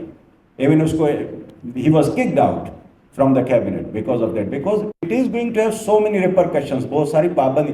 टेस्ट किया था पाकिस्तान में, if you remember 28th of May 1998 Pakistan tested devices, nuclear devices, nuclear bomb इन चागी, और हमने वो जवाब दिया था। पोखरान में इंडिया ने टेस्ट किया था, हमने चागी में किया था, बलूचिस्तान में। अगेन उसके बाद पूरी दुनिया के डिप्लोमेट्स उन्होंने पाकिस्तान का बाइकआउट किया। Economic add and assistance that was stopped, और उसके बाद आपने हालात देखे, मुशर्रफ साहब आ गए 1999 कारगिल, और उसके बाद उन्होंने एम्पावर किया। मेन प्रॉब्लम इज टेस्टिंग के ऊपर जब इतनी पाबंदियां हैं, तो अगर कोई किसी ह्यूमन रेस के ऊपर गॉड फॉरबिड्स अगर न्यूक्लियर ड्रॉप करता है तो उसका क्या होगा। Next slide is about that. Now this is what the problem once we think of waging nuclear warfare. इतना आसान नहीं है, और अगर अल्लाह ना करे ऐसा हो जाए तो क्या होगा। Possible use of nuclear weaponry, I say sorry for the spelling of weaponry, मैंने last night बनाई ये presentation तो it was short time for me। Unprecedented implications, जो हमारी सोच से, हमारे गुमान से, हमारी अंडरस्टैंडिंग से आए से कि न्यूक्लियर वेपन्स, और ये जो कोल्ड विंटर वाली, जो न्यूक्लियर विंटर वाली बात है, इसको मैं थोड़ा सा डिफाइन कर देता हूँ। कहीं पे न्यूक्लियर बॉम्ब ड्रॉप होता है, the explosion occurs, what happens, sir इंतखाब साहब ने इसके ऊपर ऑलरेडी अच्छी बात कर ली है। तो उसका जो स्मोक, उसकी जो आग, उसका जो रेडियस बन जाता है, जो सर्किल जिसके अंदर वो फायर के बाद वेव्स, अर्थक्वेक टाइप थिंग, दुनिया शेक हो जाएगी न्यूक्लियर से। उसके बाद उसके जो यू कैन से पार्टिकल्स होंगे, उसका जो वेस्ट होगा, न्यूक्लियर एक्सप्लोजन होता है तो उसका धुआं और दूसरी चीज़ें वो दुनिया को कवर अप कर लेंगी। And like there is a ozone layer, जो हमारे और सूरज के बीच में एक प्रोटेक्शन लाइन है, जो प्यूरिफाई करता है सन रेज को। तो अगेन एक लेयर बन जाएगा पूरा का पूरा, और सूरज या चांद या किसी भी चीज जो दूसरे प्लैनेट्स हैं उसकी एक्सेस खत्म हो जाएगी। एक्सेस किस चीज की? उनकी लाइट नहीं आएगी, वो हम देख नहीं पाएंगे, और ऊपर एक लेयर बन जाएगा। और लेयर क्या करेगा? अगर ये सनलाइट जो है दैट इज लाइफ, प्लांट्स की ग्रोइंग, फोटोसिंथेसिस, साइंस के लोग जानते हैं, वो सूरज की रोशनी नहीं पड़ती, आप कितना ही पानी दे दें, खाद दे दें, जो भी दे दें, पौधे नहीं उगते। So again that is life for we people live in, all the animals, all the living, they need sunlight for their health. So again ये इस तरह है कि it is like a mutual suicide for parties to conflict. God forbids अगर India Pakistan के ऊपर कभी ऐसी गलती करे जो उन्होंने बीच में कहा भी था, अगर नॉर्थ कोरिया ऐसी गलती करता है, अगर चाइना करे, अमेरिकन करें, जो न्यूक्लियर कंट्रीज हैं वो किसी के ऊपर ड्रॉप करें और सेकेंड साइड भी न्यूक्लियर हो, उसमें आता है एक ऑप्शन जो इंटरनेशनल रिलेशंस में हम उसको कहते हैं सेकंड स्ट्राइक कैपेबिलिटी, कि जब दुश्मन वार करता है उसके बाद वो वन साइड उसको सस्टेन करके उस चीज़ को फिर वो रिटालिएट करते हैं, उसका जवाब देते हैं। So that is a mutual assured destruction का concept. I request you, made का कॉन्सेप्ट है MAD, इसको आप काइंडली थोड़ा सा डिटेल में पढ़ लें। मेड इज लाइक दोनों जो साइड्स हैं कॉन्फ्लिक्ट में न्यूक्लियर में, दोनों खत्म, और इसका कोलेटरल डैमेज उसके ऊपर मैं बात करता हूं। जंग होती है आर्मीज के बीच में, military war, army of one state, second side की भी आर्मी, उसके बीच में जंग होती है। But once we think of nuclear attack, there is a collateral damage, everything will be, children, old age, plants, animals, birds, everything will be set on fire. So nothing is going to be rescued in situation.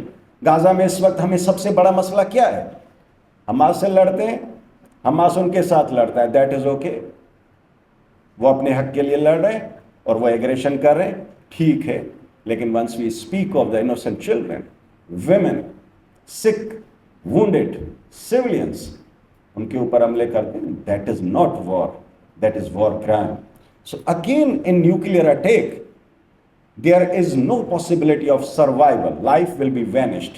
Next इसका जो implication होगा, concept of mutual assured destruction made, collateral damage मैंने बात कर ली है, environment of the earth surface that will be completely destroyed, nothing in a ship can exist। जो life हम जिसको कहते हैं, living जो है, और दुनिया के अंदर 2 मरतबा ये दुनिया तबाह हो चुकी है पूरी की पूरी। We can think of Ark of Noah, नूह अलैहिस्सलाम की कश्ती और वो पानी का सैलाब दुनिया के ऊपर, आदम सानी उनको कहा जाता है। अगेन पानी से दुनिया तबाह हुई, उससे पहले एक मरतबा सर्दी और ठंड से दुनिया तबाह हुई, और जिस एज में ये dinosaurs and everything was wiped out, that was extreme cold, और कोल्ड की वजह से मर गए। आज भी आप Soviet union, former Soviet union, आज का रशिया, उसके बर्ड्स आते हैं हमारे पास साइबेरियन रीजन से।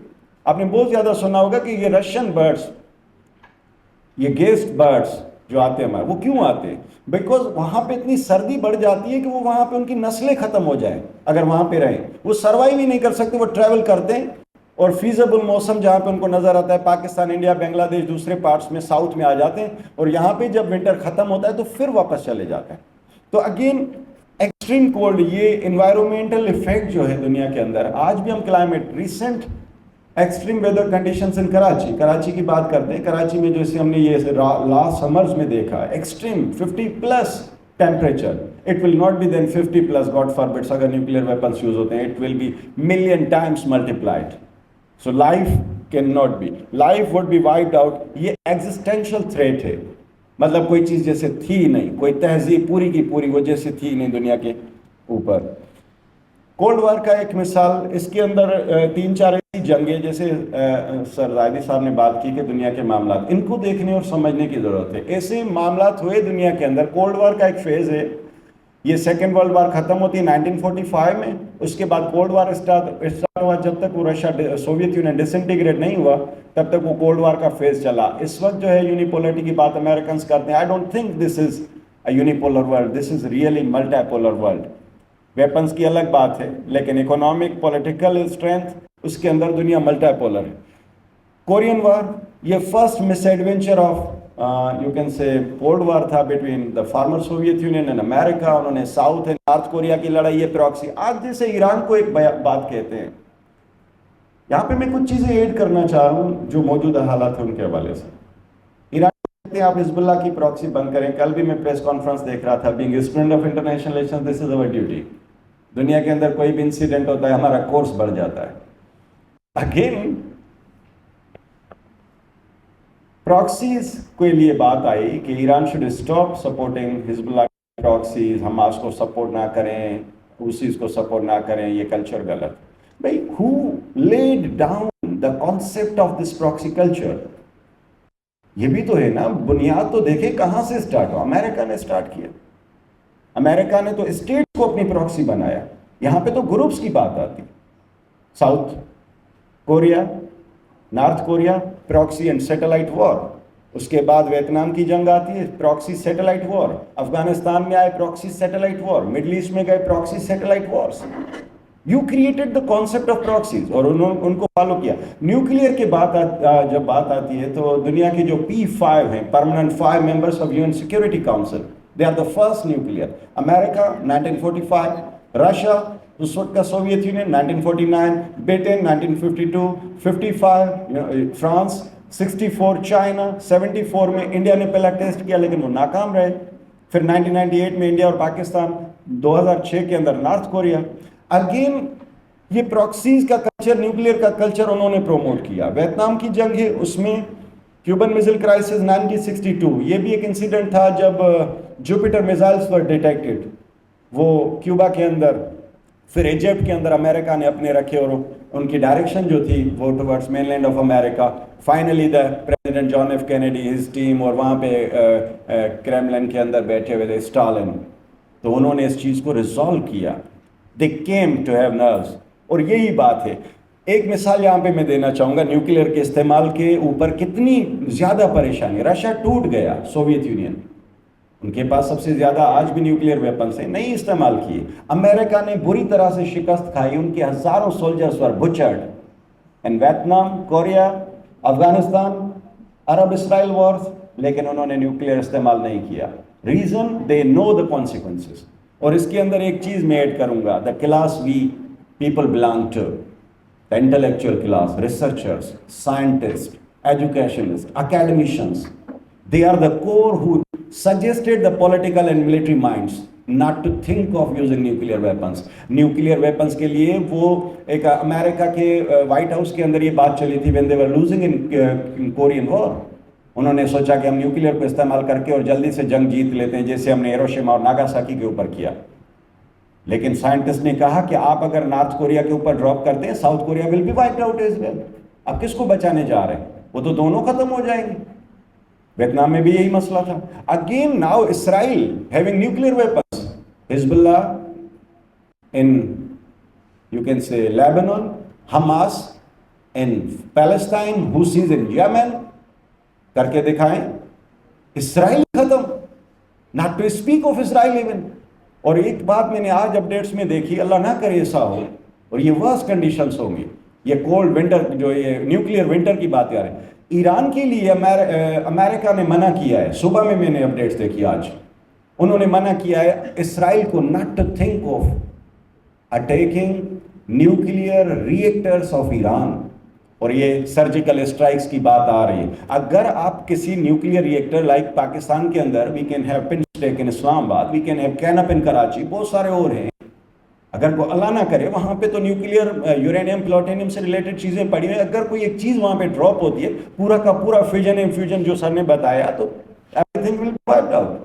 सो अगेन ये कॉम्प्लिकेशंस हैं, लेकिन इसको डिसमेंटल करने की ज़रूरत है। Next slide, nuclear deterrence theory. Eisenhower, the president of America, 1953, उन्होंने एक बात की थी कि these are nuclear weapons are the atoms for piece. मैं नहीं इस बात को मानता। I believe they are the most dangerous developments on earth. उनकी थियोरी थी एक, जिससे एक थियोरी बनी थी न्यूक्लियर डेटरेंस। डेटरेंस क्या है?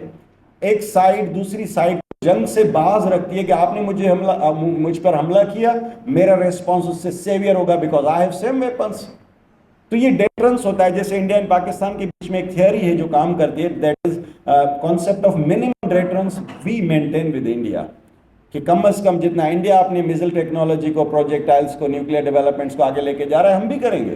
آپ اسے بھی ختم کروا دیں, ہم بھی ختم کرتے ہیں. نہ وہ سائن کرتے ہیں NPT, نہ ہم کرتے ہیں. لیٹ انڈیا ڈو فرسٹ, یہ ہمارا ورژن ہے بھائی. وہ نہیں کرتے آپ.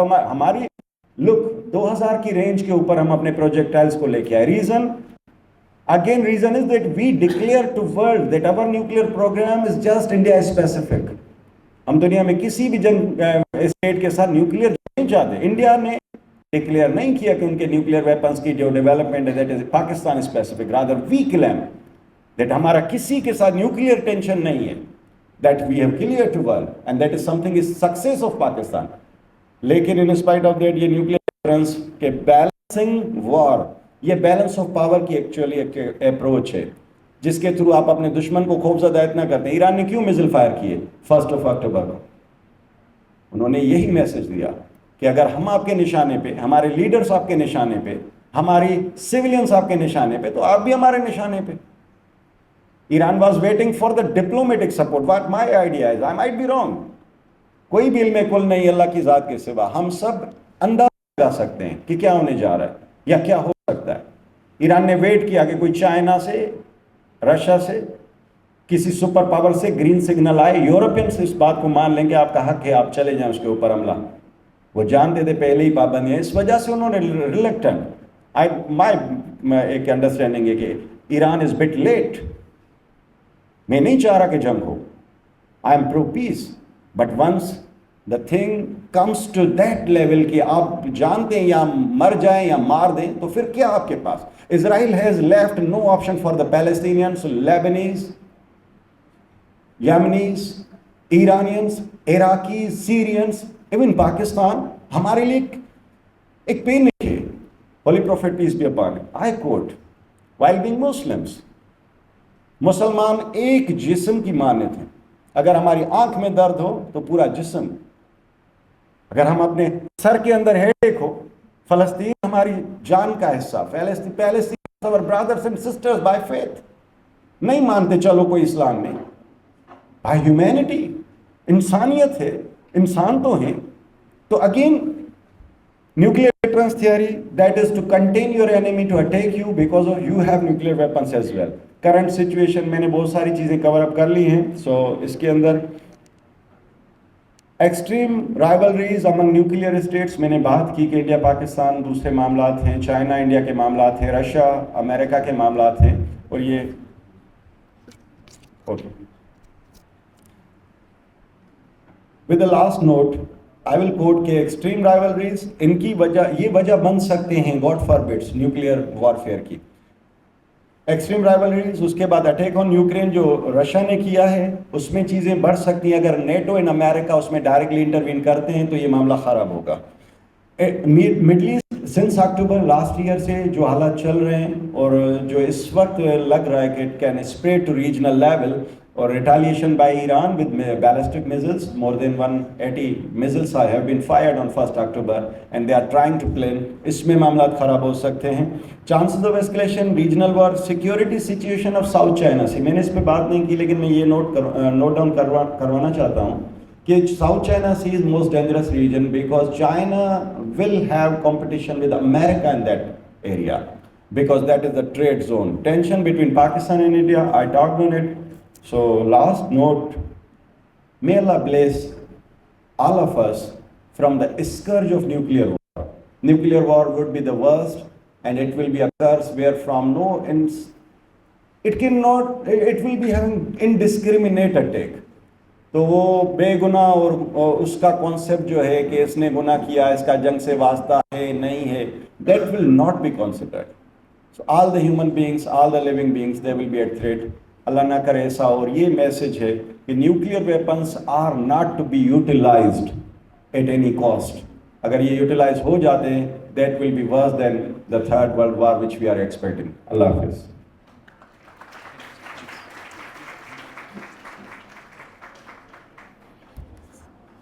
Doctor Amjad Ali department of I R سے بہت ہی مدلل انداز میں گفتگو فرما رہے تھے. میں تمام طلباء و طالبات سے گزارش کروں گا کہ اب ہمارے آخری اسپیکر جو کہ ہمارے کی نوٹ اسپیکر بھی ہیں تو آپ تمام سے گزارش ہے کہ آپ لوگ نظم و ضبط کے ساتھ اس گفتگو کو سنیں جو آپ کے لیے بہت فائدہ مند بھی ہے، اور نظم و ضبط کو برقرار رکھیں۔ میں ملتمس ہوں محمد علامہ فاروق رضا تیجانی صاحب سے کہ آپ اپنی ریسرچ پیش فرمائیں، اپنا ریسرچ پیپر پیش کریں۔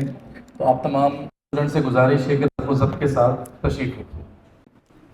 أعوذ بالله من الشيطان الرجيم بسم الله الرحمن الرحيم اللهم صل على سيدنا محمد الفاتح لما أغلق والخاتم لما سبق ناصر الحق بالحق والهادي إلى صراطك المستقيم وعلى آله حق قدره ومقداره العظيم أما بعد السلام عليكم ورحمة الله تعالى وبركاته جی ماشاءاللہ تمام دونوں حضرات نے، ڈاکٹر امجد علی نے اور ڈاکٹر ابوالفضل صاحب نے کافی روشنی ڈالی ہے اس پہلو سے۔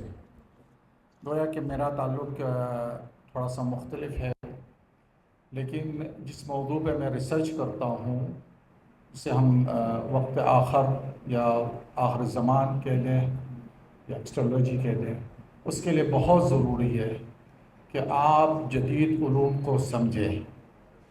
بنا جدید علوم کے آپ فتن الملاحن کی حدیثوں کو یا ان سے ملتے ہوئے آیات کو آسانی سے سمجھ نہیں سکتے، یہ استنباط اور اس کا استدلال صحیح طریقے سے نہیں کر سکتے۔ گویا کہ پچھلے وقتوں میں آپ کے پاس تشاریح تو ہوں گی، تفاسیر بھی ہوں گی، لیکن اگر ہم اس کا مقارنہ کریں تو ہمیں کافی ایک گیپ اسپیس ملتا ہے کہ آیا یہ واقعہ ہو چکا ہے یا ہونے والا ہے، یا اس کی کیا تصویر ہوں گی۔ یہاں ایک بات میں آپ کو بتاؤں کہ حالات پر واقعات کا اثر ہوتا ہے ہمیشہ سے۔ جیسے جیسے حالات ہوں گے، جتنی بڑا یعنی واقعہ ہوگا، اس حساب سے دنیا میں حالات پیدا ہوں گے۔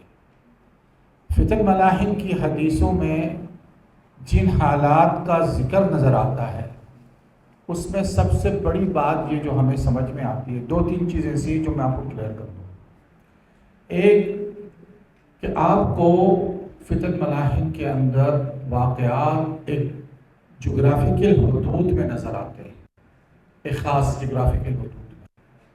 مطلب آپ کو خراسان کا ایریا ملے گا، مڈل ایسٹ کا ایریا ملے گا، تب حجاز نجد کا سارا ایریا ملے گا، غزوہ ہند کے حساب سے آپ کو ہند کا ایریا مل جائے گا، آپ کو دوبارہ سے قسطنطنیہ کی فتح ہونے کا ایریا ملے گا۔ لیکن جو اگر آپ غور کریں گے کہ جس حدیث میں دوبارہ سے قسطنطنیہ کو فتح کرنے کے لیے بات کی گئی ہے، تو اس کے حوالے سے جو بات سامنے آتی ہے کہ جس جگہ پہ مسلمان اپنے تلواریں لٹکائی ہوئی ہوں گی، یعنی جب وہ ملحمۃ الکبریٰ کر چکے ہوں گے، اور یہ دنیا کی آخری لڑائی ہوگی ملحمۃ الکبریٰ، اور وہ صرف مسلمان اور عیسائیوں کے بیچ میں ہوگی، تو جس درخت پہ لٹکائے ہوں گے تلواریں، وہ درخت زیتون کے درخت سے مشابہت کی گئی ہے۔ حیران کن بات یہ ہے کہ زیتون کا جو درخت ہے آپ کو یورپ میں چند ممالک میں ملتا ہے، جیسا کہ اٹالیا ہو گیا، اسپین ہو گیا، اور پرتگالیز کا ایریا ہو گیا۔ گویا کچھ حالات ایسے پیش آئے ہیں کہ باقی ماننا یورپ جسے ہم کہہ دیں، اوپر سال کے اسکینڈینیوین کنٹریز ہوگی، جوش کنٹریز ہوگی، انگلینڈ ہو گیا، آئرش ہو گیا، آئرلینڈ ہو گیا، یہ تمام کنٹری، اور پھر امریکہ، ہمیں امریکہ کا خیر نام و نشان نہیں ملتا ہے فتن ملاحن میں، سچ بات ہے۔ آسٹریلیا ہو گیا، دنیا اس وقت 7 بر اعظموں پہ ہے، 7 بر اعظم جو ہے وہ جیولوجیکل طور پہ گھٹ کے چند محدود ایریوں میں آ جائے گی، پلس ڈیموگرافک چینجنگ جسے کہتے ہیں، آبادیاتی تبدیلی آئے گی، جغرافک تبدیلی اور آبادیاتی تبدیلی۔ فتن ملاحن کی حدیثوں سے ہمیں یہ پتہ چلتا ہے کہ دنیا کی آبادی سکڑ کے پہلے تو چند لاکھ میں، اور پھر ڈسٹنکشن کا جو ایریا ہے آہستہ آہستہ جاتے جاتے چند ہزار کی نفوس رہ جائے گی۔ بلکہ جب اگر میں حضرت عیسیٰ علیہ السلام کے نزول کے حوالے سے بات کروں کہ جب ان کو اللہ تعالیٰ وحی کرے گا کہ اب میرے کچھ ایسے بندے نکل رہے ہیں، یعنی یاجوج ماجوج کی طرف ان کو کہے گا کہ ان پہ کوئی بھی قوم غالب نہیں آ سکتی، فحرس عبادی الی الطور الفاظ ہے۔ حرس کا مطلب یہ ہے کہ اس کو ان کو ڈیفنس میں لے کے آ جاؤ، الی الطور، طور کی طرف لے جاؤ اور وہاں جو ہے نا ان کو چھپاؤ یا ان کو وہاں پہ ڈیفنس کرو۔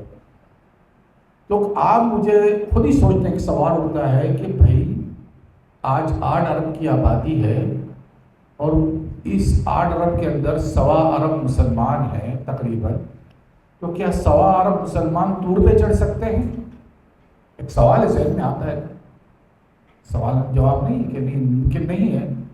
اس طور جو ہے وہ اس جبل طور پہ تقریباً 100 200 1000 2000 1 لاکھ کے قریب بھی لوگ نہیں چڑھ سکتے، اور پھر وہ بھی آپ کو یاجوج ماجوج سے چھپنا ہے، ان کے سامنے نہیں آنا ہے، کیونکہ نبی صلی اللہ علیہ وسلم کی یعنی جو حدیث میں بیان کیا گیا کہ اس پہ کوئی قوم غالب نہیں آ سکتی ہے، اور وہ پھر بعد حضرت عیسیٰ علیہ السلام کی بددعا سے ہی مریں گے۔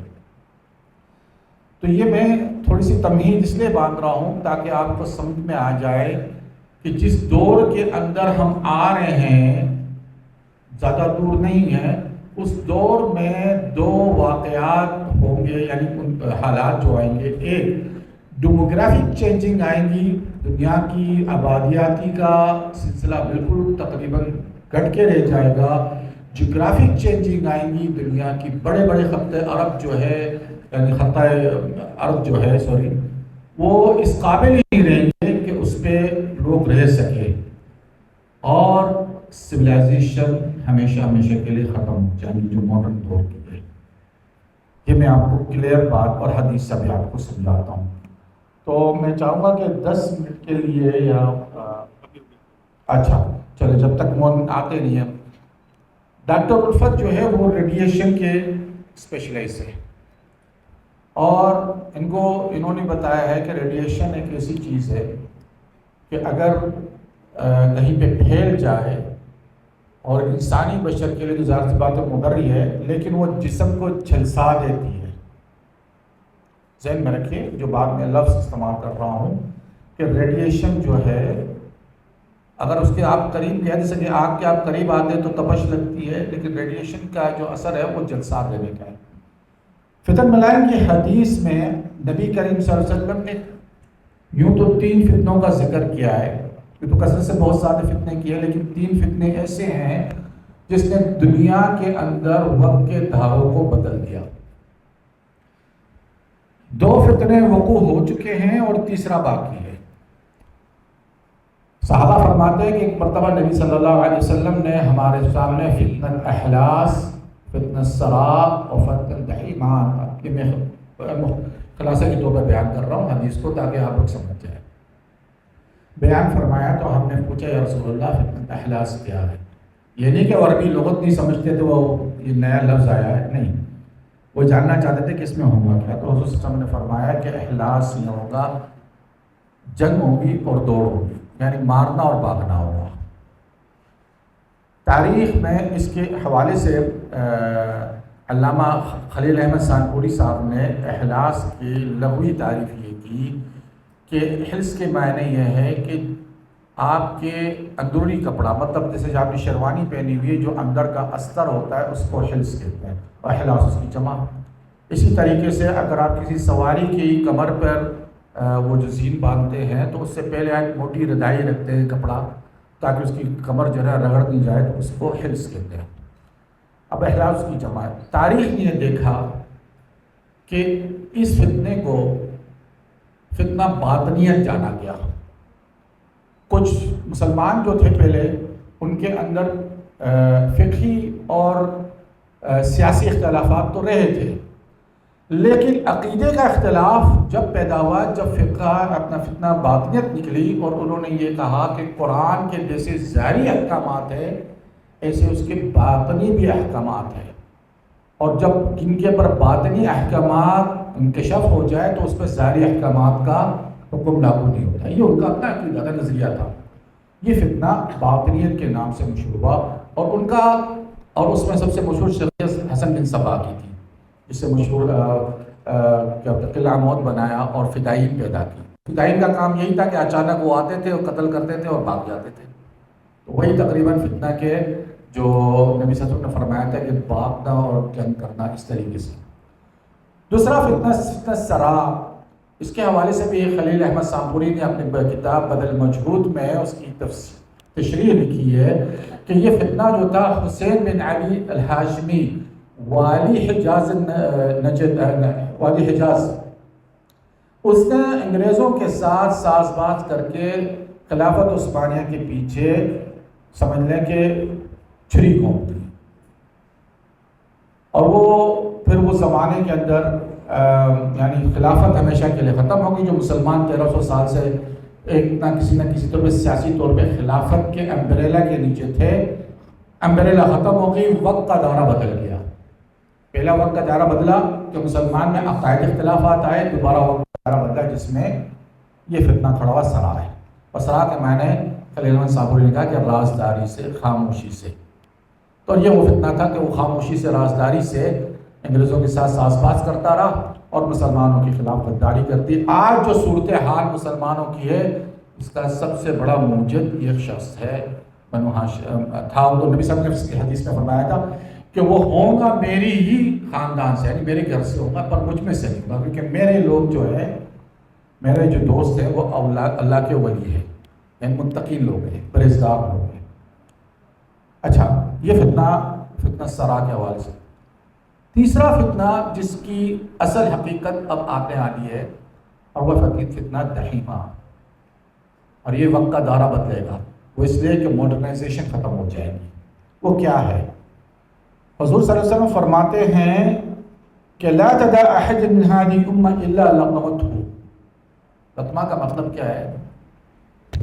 چماٹ جیسا مارنا، اور آپ کسی کو اگر چماٹ زور سے مارتے ہیں تو اس کی جسم پہ نشان تو آ ہی جاتی ہے نا، لال تو ہو جاتا ہے، مطلب جسم تھوڑا بہت اپنی جگہ پہ جلس جاتا ہے۔ تو ریڈیشن بھی وہی ایفیکٹ کرے گا جو لفظ لقمۃ کے معنی یہاں لیا گیا ہے۔ اور دوسری چیز نبی صلی اللہ علیہ وسلم نے فرمایا ہے کہ فَإِذَا قِيلَ انقطعت، یعنی ختم ہو گئی، تمادت، وہ بڑھ جائے گی، کوئی وہ اتنی آسانی سے ختم نہیں ہوگی، اس کو سمجھا جائے گا کہ وہ کم ہو گئی ہے، ختم ہو گئی ہے، پر وہ بڑھ جائے گی اپنی جگہ پر۔ اب یہ میں نے جو بات آپ کو کی ہے، اچھا ٹائم لگے گا، چلے کوئی بات نہیں، میں آگے چلتا ہوں سے۔ اب یہ چیز جو ہم نے جو بات جو ڈسکور کی ہے کہ آیا ایسا کیا ہوگا دنیا کے اندر کہ دنیا کی سویلائزیشن بھی ختم ہو جائے، دنیا کی ڈیموگرافک چینجنگ آئے، دنیا میں جیوگرافیکل چینجنگ آئے، یہ تینوں چیز کیسے ہو سکتا ممکن؟ تو میری نظر سورۃ الدخان پہ گئی کہ اللہ تعالیٰ نے سورۃ الدخان کے اندر یہ فرمایا فَارْتَقِبْ يَوْمَ تَأْتِي السَّمَاءُ بِدُخَانٍ مُبِينٍ، کہ حضور صلی اللہ علیہ وسلم انتظار کیجئے، دیکھتے رہیے کہ جب آسمان پہ دھواں جو ہے آ جائے گا، اور وہ ایک عذاب کی صورت ہوگی، یعنی وہ عذاب ہی ہوگا۔ اللہ تعالیٰ نے فرمایا یخشی الناس ھذا عذاب الیم، یخشی کے معنی ہے کہ وہ چھا جائے گا اور دردناک عذاب ہوگا۔ آپ نے ابھی ڈاکٹر الفت سے سن لیا کہ وہ ریڈیشن کیا چیز ہے، اسموک کیا چیز ہے، کہ وہ جو اسموک آئیں گے تو سب سے پہلے جو ہے وہ آپ کا ٹیمپریچر گرا دیں گے۔ اس حوالے سے جو تحقیق پہلے سامنے آئی تھی میری نظر میں ڈاکٹر برائن ٹون کی، تو ڈاکٹر برائن ٹون نے کہا تھا کہ 0 پوائنٹ میں اگر یہ جنگ چھڑتی ہے نیوکلر وار، تو 0 پوائنٹ میں 5 ارب لوگ اسی ٹائم مر جائیں گے۔ حال ہی میں ایک خاتون ہیں اینی جیکبسن جو صحافی ہیں، اور انہوں نے ان کا کام زیادہ تر نیوکلیئر جنگ اور اس پہ وہ کرتی رہتی پچھلے کئی سالوں سے، اس نے کتابیں بھی لکھی، اور ایک کتاب اب ان کی آئی ہے نیوکلیئر وار سیناریو کے نام سے۔ اس میں یہ کہا گیا ہے کہ ودن دا 72 منٹ، یعنی 1 گھنٹہ 12 منٹ میں اگر جنگ ہوتی ہے تو 5 ارب لوگ لقمہ اجل بن جائیں گے، یہ نان زیرو۔ اس کے علاوہ جو نیوکلر ونٹر سٹارٹ ہوگا تو اس میں جو سائنسدان ہیں وہ تو کہتے ہیں کہ کوئی نہیں بچے گا، کیونکہ جو وہ ٹیمپریچر ہے -20 ڈگری چلا جائے گا، لیکن میں سمجھتا ہوں اس سے بھی زیادہ ہوگا۔ ٹیمپریچر آپ کا اتنا پہنچ جائے گا کہ جسم کے اعضاء کٹ کے گریں گے زمین پر۔ یہ بھی قرآن کے حوالے سے آیتیں جو میرے ذہن میں ہیں، میں اس کے ذہن میں رکھ کر جو ہے استنباط کر رہا ہوں۔ تو -20 ڈگری تو ہے ٹیمپریچر، یہ ایٹ لیسٹ ان علاقوں میں جہاں پہلے سے اتنا ہائیسٹ ٹیمپریچر نہیں ہوتا تھا۔ -20 ڈگری کی ٹیمپریچر کا مطلب ہے کہ آپ کوئی چیز اگا نہیں سکیں گے زمین پہ۔ ڈاکٹر صاحب نے کہا کہ کم سے کم 10 سال، اور ڈاکٹر ٹیون کہتے ہیں کم سے کم 30 سال ایک عرصہ رہے گا کہ دنیا تاریکی اندھیری میں چلی جائے گی اور -20 ڈگری میں رہے گی۔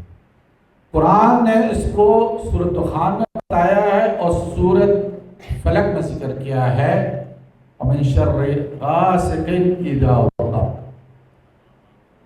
کہ اس چیز دن سے یا اس رات سے پناہ مانگو جب کالی اندھیری چھا جائے۔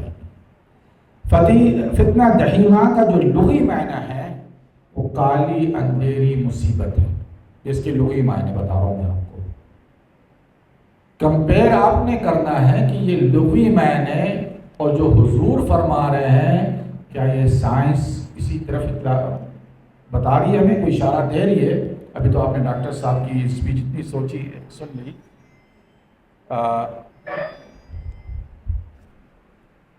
وہ کھانے والا، تو آپ اس کو دیکھ لیں کہ سائنس اور قرآن ایک دوسرے سے قریب ترین ہے معاملات میں۔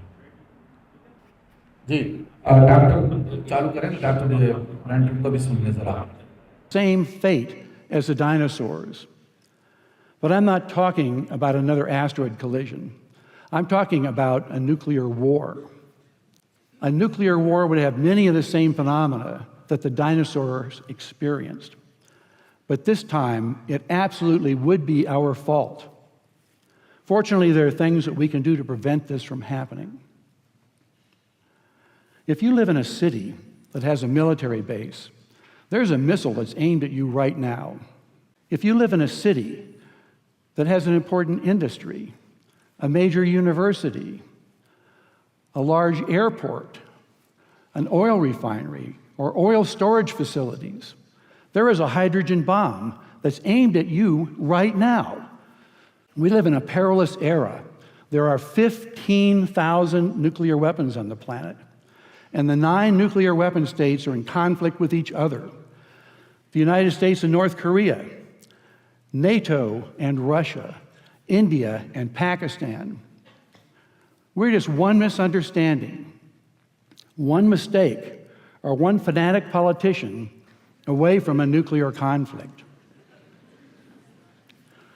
In the Second World War, fleets of hundreds or even 1,000 airplanes were used to bomb a single city. But with the invention of the atomic bomb, only one airplane and one bomb was needed. The Enola Gay carried one atomic bomb with the power of 15,000 tons of TNT. And when it dropped that bomb on Hiroshima, Japan, 100,000 people died. Over time, even more powerful bombs were built, hydrogen bombs. This 1960s airplane carried 5 hydrogen bombs, the red and white things there, and had the power of 500 Hiroshima bombs. And of course, the United States and Russia don't just use airplanes. They have intercontinental ballistic missiles with hydrogen bombs on them. And they have nuclear submarines with missiles. A single Trident missile submarine can carry 100 hydrogen bombs with the explosive power of 1,000 Hiroshima bombs. Knowing the power of the bombs and their targets, we can understand the destructiveness and loss of life that might occur if these were ever used. Let us imagine, for example, that the United States attacks Pyongyang, North Korea, the capital, with the smallest bomb carried on a Trident missile submarine. 500,000 people, about the population of Sacramento or Baltimore, would die. Nuclear weapons kill people in 4 different ways. In this orange circle, there's a shock wave so powerful that it knocks down concrete buildings and kills everyone within that zone. In the red circle, there's radiation that's released from the atomic bomb as it fissions. The radiation would kill 50 to 90% of the North Koreans over the next few weeks. In this green circle, the shock wave continues out with enough power to knock down residential buildings. And in this yellow circle, 6 miles in diameter, there's a blast of light so bright that if your skin was exposed, you'd get third-degree burns, which can be fatal. And flammable things like leaves, newspapers, and your clothes would burst into flames. And of course, if we attack North Korea, they're likely to attack us back. If they use the same sized weapon that we used, and they've already tested one like this, they could kill 150,000 people in this 6-mile diameter circle in Denver. And these terrifying scenarios I'm talking about are just if each side uses one nuclear weapon. But Russia and the United States each have 4,000 strategic nuclear weapons. That's enough to attack each city with more than 100,000 people in each country with 10 atomic bombs. In a war like that, 400 million people would probably die on the planet, in China, in Russia, in Europe, and in the United States. But wait, that's not all. I've just been talking about the damage near ground zero. And that's all the military considers in their war plans. But there will be collateral effects. Remember the dinosaurs? It was a burning forest that killed 3/4 of the species we know about on the planet. And the same would happen after a nuclear war. Cities would catch on fire and burn. It's this damage, the damage the military doesn't even consider, the damage that's just thought of as an accident that might destroy human civilization. Even a war between India and Pakistan, 2 of the smallest nuclear powers, with only a few hundred weapons of about the size of the Hiroshima bomb, we might die as unintended consequences that the Indian and Pakistani generals never even gave us a thought about. My colleagues, Luke Oman and Alan Roebuck, calculated the spread of smoke after a war between India and Pakistan. It only takes about 2 weeks for the smoke to cover the entire Earth. And it would rise to altitudes between 20 and 50 miles above the surface. At those altitudes, it never rains. The smoke would stay there for years. This farmer may be in Europe or in the United States, but many thousands of miles from Pakistan and India, is looking at the smoky sky above him and down at the crops that have died in his field from lack of light and cold temperatures. It's estimated that in a war between India and Pakistan, that we would lose 10 to 40% of the yields of corn, wheat, and rice for years afterward because of the bad weather. The entire world only has enough food to feed the population for 60 days unless agriculture produces more food. Ira Helfand, a member of the Nobel Peace Prize-winning International Physicians for the Prevention of Nuclear War, has estimated that 1 to 2 billion people would die after a war between India and Pakistan of starvation. And after a full-scale nuclear war, temperatures would plunge below ice age conditions. We would be in a nuclear winter. No crops would grow. It's estimated that 90% of the population of the planet would starve to death, and civilization would be destroyed. یہ تھوڑا سا میں نے آپ کو، اگر آپ چاہیں گے تو اس کو آپ یوٹیوب پہ بھی مل جائیں گے، ڈاکٹر برائن ٹیون کی جو لیکچر ہے وہ آپ کو بہت مفید رہیں گی۔ اب یہاں پہ بڑا سوال یہ اٹھتا ہے، ڈاکٹر امجد علی صاحب نے کہا کہ لوگ نے ڈیٹرنس قائم کیا ہوا ہے کہ کوئی نیوکلیر جنگ نہیں ہو، لیکن میں آپ کو جو بتانا چاہتا ہوں کہ ہمیں قرآن حدیث میں ایک بہت بڑی جنگ کی وعید دے دی گئی ہے۔ حدیث شریف میں آیا ہے لا تقوم الساعة حتى تقتتل فئتان عظيمتان وتكون بينهما مقتلا عظيما وتكون دعواهما واحدة۔ اب دو بڑے عظیم گروہ کے متعلق یہ حدیث شریف بیان کی گئی ہے کہ ان کے بیچ میں ایسی جنگ ہوں گی جو بہت عظیم ہوں گی اور ان دونوں کا دعویٰ ایک ہوگا۔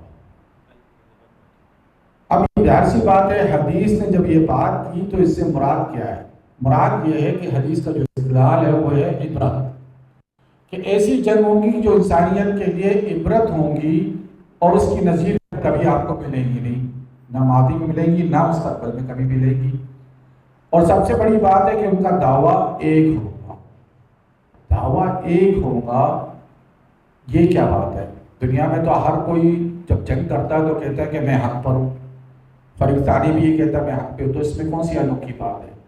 جی جناب، یہ تو ساری بات تھی کہ اس میں ایک انوکھی دعویٰ ہے جو کوئی اور نہیں کرتا ہے سوائے یہود اور نصارہ کے، اور قرآن شریف میں سورۃ مائدہ میں اللہ کہتا ہے اور یہود نصارہ کہتے ہیں وَنَحْنُ أَبْنَاءُ اللَّهُ وَأَحِبَّاؤُهُ، کہ ہم اللہ کے چہیتے ہیں اور اللہ کے بیٹے ہیں۔ اب یہ دو بڑی عظیم گروہ جو ہے ڈیوائیڈڈ ہوئی ہے اپنے سیک کے اندر۔ اگر ہم اس کو انالائز کریں صحیح معنوں میں کرنٹ سچویشن کے اندر تو آپ کو نظر آتا ہے کہ ایک فریق ہے آرتھوڈکس جو 40% رشین ہے، دوسرا فریق ہے پروٹسٹنٹ اور کیتھولک اور ایونجیکل، یعنی وہ گروہ۔ ایک گروہ جو ہے اس کے ساتھ مسلمان بھی ہے، جو رشین ہے اور وہاں پہ داغستانی چچن مسلمان بھی ہے جو رشین فوج میں ہیں اور باقاعدہ لڑتے ہیں وہ۔ تو آنے والے وقت میں جب یہ نیوکلیر وار ہونے والی ہوگی تو مذہبی جمہوریت آپ کو پروان چڑھتی نظر آئے گی ان کے بیچ میں، جب یہ ہر کوئی ان میں سے پیور کہے گا کہ we are the pure Christian and we the one son of God and the lover of God. یہ قرآن میں جو آپ کو اشارے دیے گئے ہیں، حدیث میں جو دیے گئے ہیں، اس کو سمجھنا ہے، کیونکہ اللہ تعالیٰ کہتا ہے اس پر نام میں کہ ہم اس پہ قادر ہیں کہ تمہارے اوپر سے پیروں تلے اور تمہیں آپس میں لڑا کر ایک دوسرے کو عذاب کا مزہ چکھائے۔ جو نیوکلیر جنگ ہے اس میں تینوں طریقے چیزیں ہیں، اوپر سے آئے گا بطور اسموک، پیروں تلے زمین جو ہے وہ دہل جائے گی، اس قابل ہی نہیں رہے گی کہ وہ رہائش کرے، اور اس کی وجہ یہ ہوگی کہ انسان آپس میں لڑ پڑے دو تمام چیزیں اس بات کو دلالت کر رہے ہیں کہ یہ چیز ہو کے رہیں گی۔ اور چونکہ میں آپ سے اس لیے مخاطب ہوں کہ آپ جو ہے جس شعبے سے تعلق رکھتے ہیں اسلامک اسٹڈیز سے، آپ اس سے بہتر کام کر سکتے ہیں۔ مجھے تو 22 سال لگے، 22 ایئرس اس جرنی کو چلنے میں۔ میں صرف اپنے ایک بزرگ کی بشارت پہ، انہوں نے مجھے ایک بشارت دے دی تھی یا کہتے کہ انہوں نے مجھے ایک خبر دے دی تھی، تو میں اس کو لے کے بس کہا کہ حضرت اگر آپ کی بات درست ہے تو میں اسے قرآن حدیث میں دیکھوں گا، اگر اس سے مجھے کوئی اشارہ ملا تو میں بات سمجھوں گا۔ مور دین 50 مضمون اس کے جو میں نے اس وقت آخر پہ 50 مضامین کے اوپر میں نے ریسرچ کیا ہے، اور پھر بھی میں کچھ نہیں پا سکا جب تک میں سائنس کو اور دیگر علوم کو کور اپ نہیں کرتا۔ جب جا کر یہ بات میری سمجھ میں آئی کہ آنے والے وقت میں کس طریقے سے ہمیں حالات کو پیش کرنا ہوگا، یہ سمجھنا ہوگا اس کو۔ تو وقت آخر ایک چھوٹا سا مضمون نہیں ہے، لیکن میں نے جو حاصل کیا وہ شاید چڑیا کی منہ میں ایک قطرہ پانی ہے، اور مجھے اتنے سال برس لگ گئے۔ آپ لوگ چونکہ ماشاءاللہ اساتذہ بھی ہیں آپ کے پاس لائبریریز بھی ہے، بہت کچھ ہے، اور گروپ اسٹڈی بھی کر سکتے ہیں، میں تو فرد واحد تھا، تو آپ مجھ سے زیادہ بہتر طریقے سے اس سے استنباط بھی کر سکتے ہیں، اس کا اصلاح بھی پیش کر سکتے ہیں اگر آپ اس کی طرف توجہ دیں۔ کیونکہ میں نے ڈاکٹر صاحب سے گزارش بھی کی تھی کہ اس پہ کچھ کوشش کیجیے کہ آئندہ وقتوں میں اسپیشلائز کرایا جائے وقت آخر پہ، اور آپ سے ہے تو میں چاہتا ہوں کہ مختصر ہو جائے ابھی بات، اور سوال لے لیا جائے آپ لوگ سے تو زیادہ بہتر ہے، کیونکہ پھر آپ لوگ بھی جانا گیا۔ جی سوال ہے کسی کے ذہن میں تو پلیز مجھ سے کیجیے، کیجیے ڈاکٹر، اور ان کو سوال کو دے دیں، مائک دے دیں، سوال کر رہے ہیں۔ میں تمام ہمارے جو گیسٹ ہیں میں ان کو سلام پیش کرتا ہوں۔ السلام علیکم ورحمۃ اللہ وبرکاتہ۔ ماشاءاللہ بڑی پروقار محفل ہے، بابرکت محفل ہے، اللہ تعالیٰ اسے قبول و منظور کرے۔ اچھا، میرا آپ سے بنیادی سوال یہ ہے مولانا فاروق تیجانی صاحب، ہم بنیادی طور پر جو چیز ہمیں سمجھنی چاہیے وہ یہ ہے کہ ہم آج کے دور میں جب ہم بات کرتے ہیں نیوکلیئر ونٹر کی، تو کیا آپ بھی سمجھتے ہیں کہ پاکستان کے نوجوانوں کو جو ہے اگر ان کے ذہن میں کوئی مینٹل ریولیوشن پیدا کرنا ہے، کیونکہ جو جوان خون ہوتا ہے وہ جوش مارتا ہے، اور اسے کیپچر کرنا جو ہے بہت آسان ہوتا ہے اگر اسے ان اے پازیٹیو مینر کیپچر کیا جائے، وہ اس طریقے سے کہ نیوکلیئر ونٹر کے حوالے سے اگر ہم نوجوان نسل کو قرآن مجید کی تعلیمات سے جوڑیں ہیں، یعنی جیسے آپ ریفرنس دے رہے ہیں سورۃ الدخان کا، چونکہ ہمارے نوجوان کا سب سے بڑا مسئلہ یہ کہ وہ قرآن مجید سے دور ہے۔ آپ نے پرفتن دور کی بات کی، جہاں پہ میں نبی کریم صلی اللہ علیہ وسلم کی ایک حدیث کوٹ کروں گا کہ رسول اللہ صلی اللہ علیہ وسلم نے مولا علی علیہ السلام کو فرمایا کہ ایک وقت ایسا آئے گا کہ فتنوں کا دور ہوگا اور انسان کو حق اور باطل میں فیصلہ کرنا مشکل ہو جائے گا۔ تو مولا علی علیہ السلام نے فرمایا کہ یا رسول اللہ صلی اللہ علیہ وسلم اس سے نکلنے کا راستہ بتائیے۔ مولا علی نے یہ نہیں پوچھا کہ وہ فتنہ کیا ہوگا، کتنا بڑا ہوگا، تو رسول اللہ صلی اللہ علیہ وسلم نے 3 مرتبہ ارشاد فرمایا کتاب اللہ کتاب اللہ کتاب اللہ۔ تو آج کے نوجوان کو ہم کتاب اللہ سے کس طرح جوڑیں کہ اس کے اندر قرآن پڑھنے سمجھنے کی صلاحیت پیدا ہو؟ یہ ایک میرا سوال ہے، اس کا آپ جواب دیجیے، پھر میرے ایک دو سوال ہوں۔ لیکن جو بات فتن ملاحم کی حدیثوں کا جو تعلق ہے، یہ میرا ایکسپیرینس ہے، میرا تجربہ ہے، اور میں یہی کہتا ہوں اس کو آپ جدید علوم کے ملا کر ہی ان کو سامنے رکھ کے ہی سمجھ پائیں گے صحیح معنوں میں۔ علاوہ اس کے اگر آپ کہیں کہ میں بڑے احترام سے ہمارے اہل سنت کے بزرگ علماء سے، علامہ عینی جنہوں نے اس حدیث کی تشریح اپنے ہی کچھ اپنے اجتہاد کے معاملے طریقے سے کی، پھر انہوں نے حضرت معاویہ اور حضرت علی کے بیچ میں جو جنگ تھی ان کو گردان دیا، وہ تشریح میرے سامنے نہیں بیٹھتی تھی، کیونکہ حدیث کا استدلال عبرت ہے اور ہم صحابہ کو بطور عبرت پیش نہیں کر سکتے ہیں۔ اور پھر حدیث میں ہے کہ اس طریقے سے کہ جنگ میں یعنی اس کی نظیر نہیں ملے گی، تو اس سے تو بڑی جنگیں ہوئی ہیں جس کی میں نے اگر بات کی جائے۔ تیسری کہ دعویٰ واحدہ، اور دونوں کا دعویٰ ایک تو نظر ہی نہیں آتا، دعویٰ تو تھا ہی نہیں، ایک مطالبہ تھا، ایک کا مطالبہ قصاص کا کیا ہوتا ہے، ایک مطالبہ نقابیت کا کیا ہوتا ہے، دعویٰ تو یہاں تھا ہی نہیں۔ اور دعویٰ جو کرتے ہیں وہ انوکھی بات ہوگی، اور جو ہمیں قرآن سے ملتا ہے کہ وہ اللہ تعالیٰ کو کہتے ہیں کہ ہم اللہ کے چہیتے اور بیٹے ہیں۔ تو موجودہ کرنٹ سچویشن ہمیں بتا رہی ہے کہ جو جنگ ہوں گی دو عظیم گروہ یہ نصارہ کے ہیں، یہ عظیم دین نصارہ کے ہیں، اور ان کا دعویٰ بھی یہی نظر آنے والے مستقبل میں ایک مذہبی جمہوریت کا۔ تو آپ جو کہہ رہے ہیں نا نوجوان نسل جان سے مخاطب اسی لیے تو ہوں، ساری میری کوشش یہ ہے کہ یہ ریسرچ کریں، ان کے پاس ٹائم ہے، حالانکہ ٹائم بہت مختصر ٹائم ہے، یہ ریسرچ کر کے مزید اچھی طریقے سے اس کو بیان کر سکتے ہیں۔ تو آپ لوگ میں سے کوئی اور سوال کر لیں، سوال ہے؟ یاجوج ماجوج کے بارے میں میرا آپ سے یہ سوال ہے کہ یاجوج ماجوج دو افراد ہیں یا ایک گروہ؟ نہیں، یاجوج ماجوج وہ حدیث میں ذکر ہے نا کہ عباد کیا رہا اور نکلیں گے، اور نبی صلی اللہ علیہ وسلم نے فرمایا کہ اس کا پہلا شخص جب آئے گا تو وہ پانی پی جائیں گے، وہ بہر کا نا سے بہر، اور وہ آخری والا کہے گا کہ اس میں یہاں پہ پانی تھا، اور وہ تعداد میں سب سے زیادہ ہوں گے۔ اچھا، یاجوج ماجوج کے بارے میں ایک مکمل ریسرچ ہے، یاجوج ماجوج کے بارے میں بھی بڑا ہمارے پاس کنسیپٹ غلط ہے کہ دیسی کھلیں گے وہ آ جائیں گے، نہیں، ایسا نہیں ہے، کیونکہ یہاں پہ جو ہے نا ان کو لحد بن ینسلون کے جو معنی ہے وہ یہ نہیں رکھتے ہیں کہ وہ اب قرآن شریف میں ایک جگہ پہ ان کو لحد بن ینسلون ومن اشجار ینسلون سورۃ یاسین میں، اب قبروں سے تو نیچے نہیں اترا جا سکتا ہے نا، قبر سے تو باہر نکلا جاتا ہے، قرآن شریف سورۃ یاسین میں ومن اشجار ینسلون یعنی وہ قبروں سے باہر نکلیں گے، تو اس طرح یہاں پہ مجازی معنی جو ہے نا لیے گئے ہیں ینسلون سے مراد یہ ہے کہ جب وہ نکلیں گے تو ان علاقوں میں ٹھہر لیں گے جہاں پہ اپنی نسل کو برتری دے ایک عرصے تک، اور یہ نیوکلر جنگ کے بعد ہی ان کی جو صد ہے جس کو کہا گیا ہے کہ دیوار نہیں ہے، اس کو ردم کہا گیا ہے، حدیث میں بھی ردم آیا ہے، ردم کے معنی ہے کسی چیز کو آپ نے فل اپ کر لیا ہے، تو ردم جو ہے یہ نیوکلر جنگ کے بعد ہی ختم ہوگی۔ دوسری بات اس ایک حدیث میں ایک بات اور عجیب سی لگتی ہے کہ یاجوج ماجوج جب سورج کی روشنی دیکھتے تو پلٹ آتے ہیں، گویا وہ اس وقت کا انتظار کر رہے ہیں کہ دنیا میں جب بالکل یہ اندھیری چھا جائیں گی تو پھر وہ جو ہے نا آرام سے نکل سکیں گے، یہ ایک میری ایک سوچ ہے کہ وہ اس وقت کا انتظار کر رہے ہیں۔ سر میرا سوال یہ ہے کہ جیسے کہ ابھی آپ نے بتایا کہ حدیث میں یہ وعید کر دی گئی ہے کہ آخری جنگ ہوگی بڑی، تو جیسے کہ ابھی فلسطین پہ ظلم کیا جا رہا ہے، تو سر تمام اسلامی ممالک حدیث اور قرآن کے روپ سے سب جانتے ہیں کہ آخری جنگ ہوگی، ہو سکتا ہے یہی آخری جنگ ہو، تو تمام اسلامی ممالک کیوں نہیں جمع ہوتے؟ دیکھیں وہ جو جنگ ہے نا، دو عظیم گروہ میں، مسلمان تو عظیم گروہ ہے ہی نہیں، مسلمانوں کے اندر کون ہے؟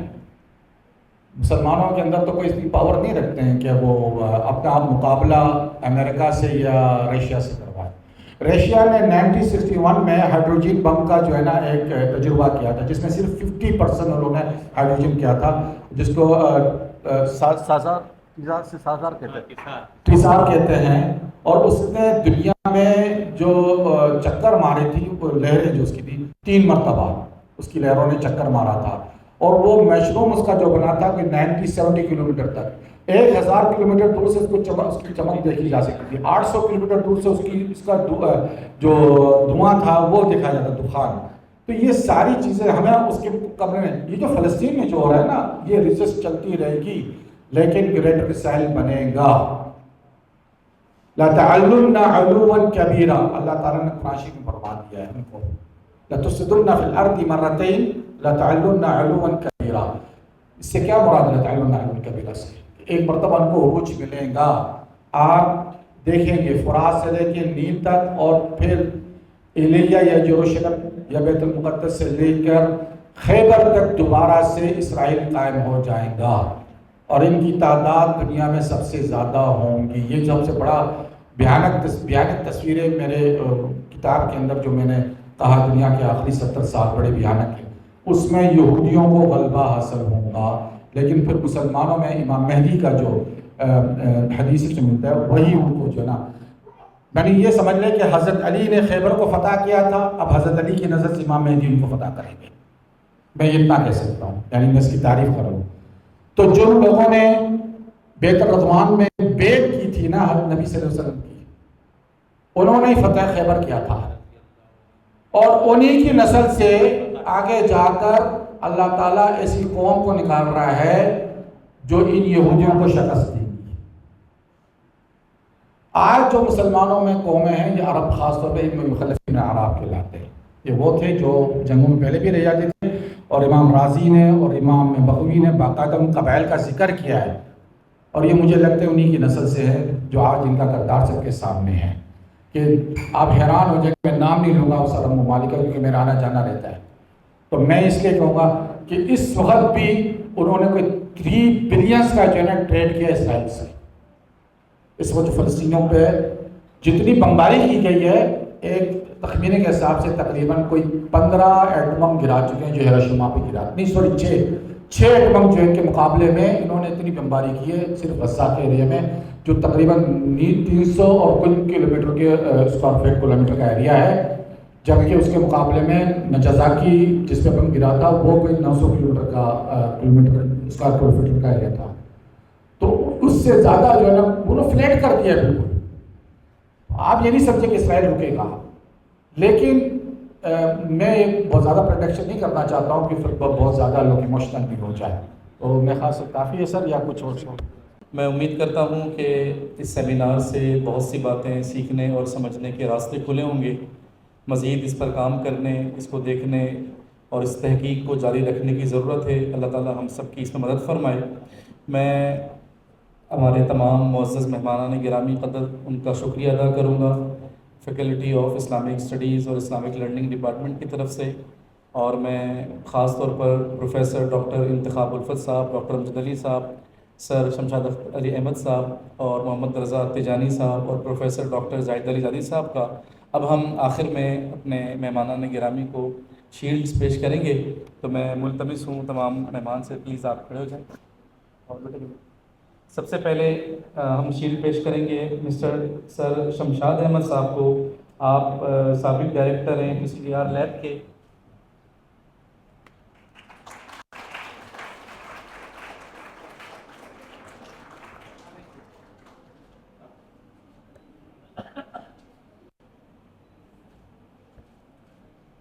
اس کے بعد میں ڈاکٹر زاہد صاحب سے گزارش کروں گا کہ آپ ڈاکٹر انتخاب الفت صاحب کو، جو کہ آج ہمارے اسپیکر بھی تھے جنہوں نے فزکس پہ گفتگو کی، آپ ان کو شیلڈ پیش فرمائیں.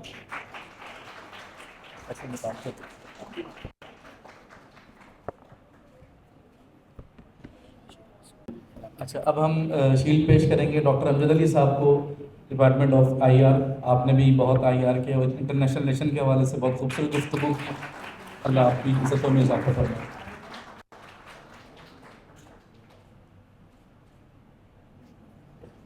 اب ہمارے کی نوٹ اسپیکر علامہ مولانا فاروق احمد تیجانی صاحب، انہیں ہم شیلڈ پیش کریں گے.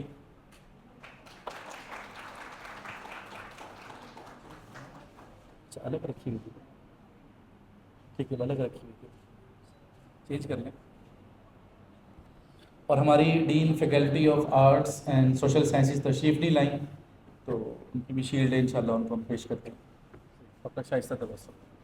تو آپ تمام اسٹوڈنٹس کا، تمام مہمان کا بہت بہت شکریہ. انشاءاللہ پھر نیکسٹ کسی پروگرام میں ملاقات ہوگی.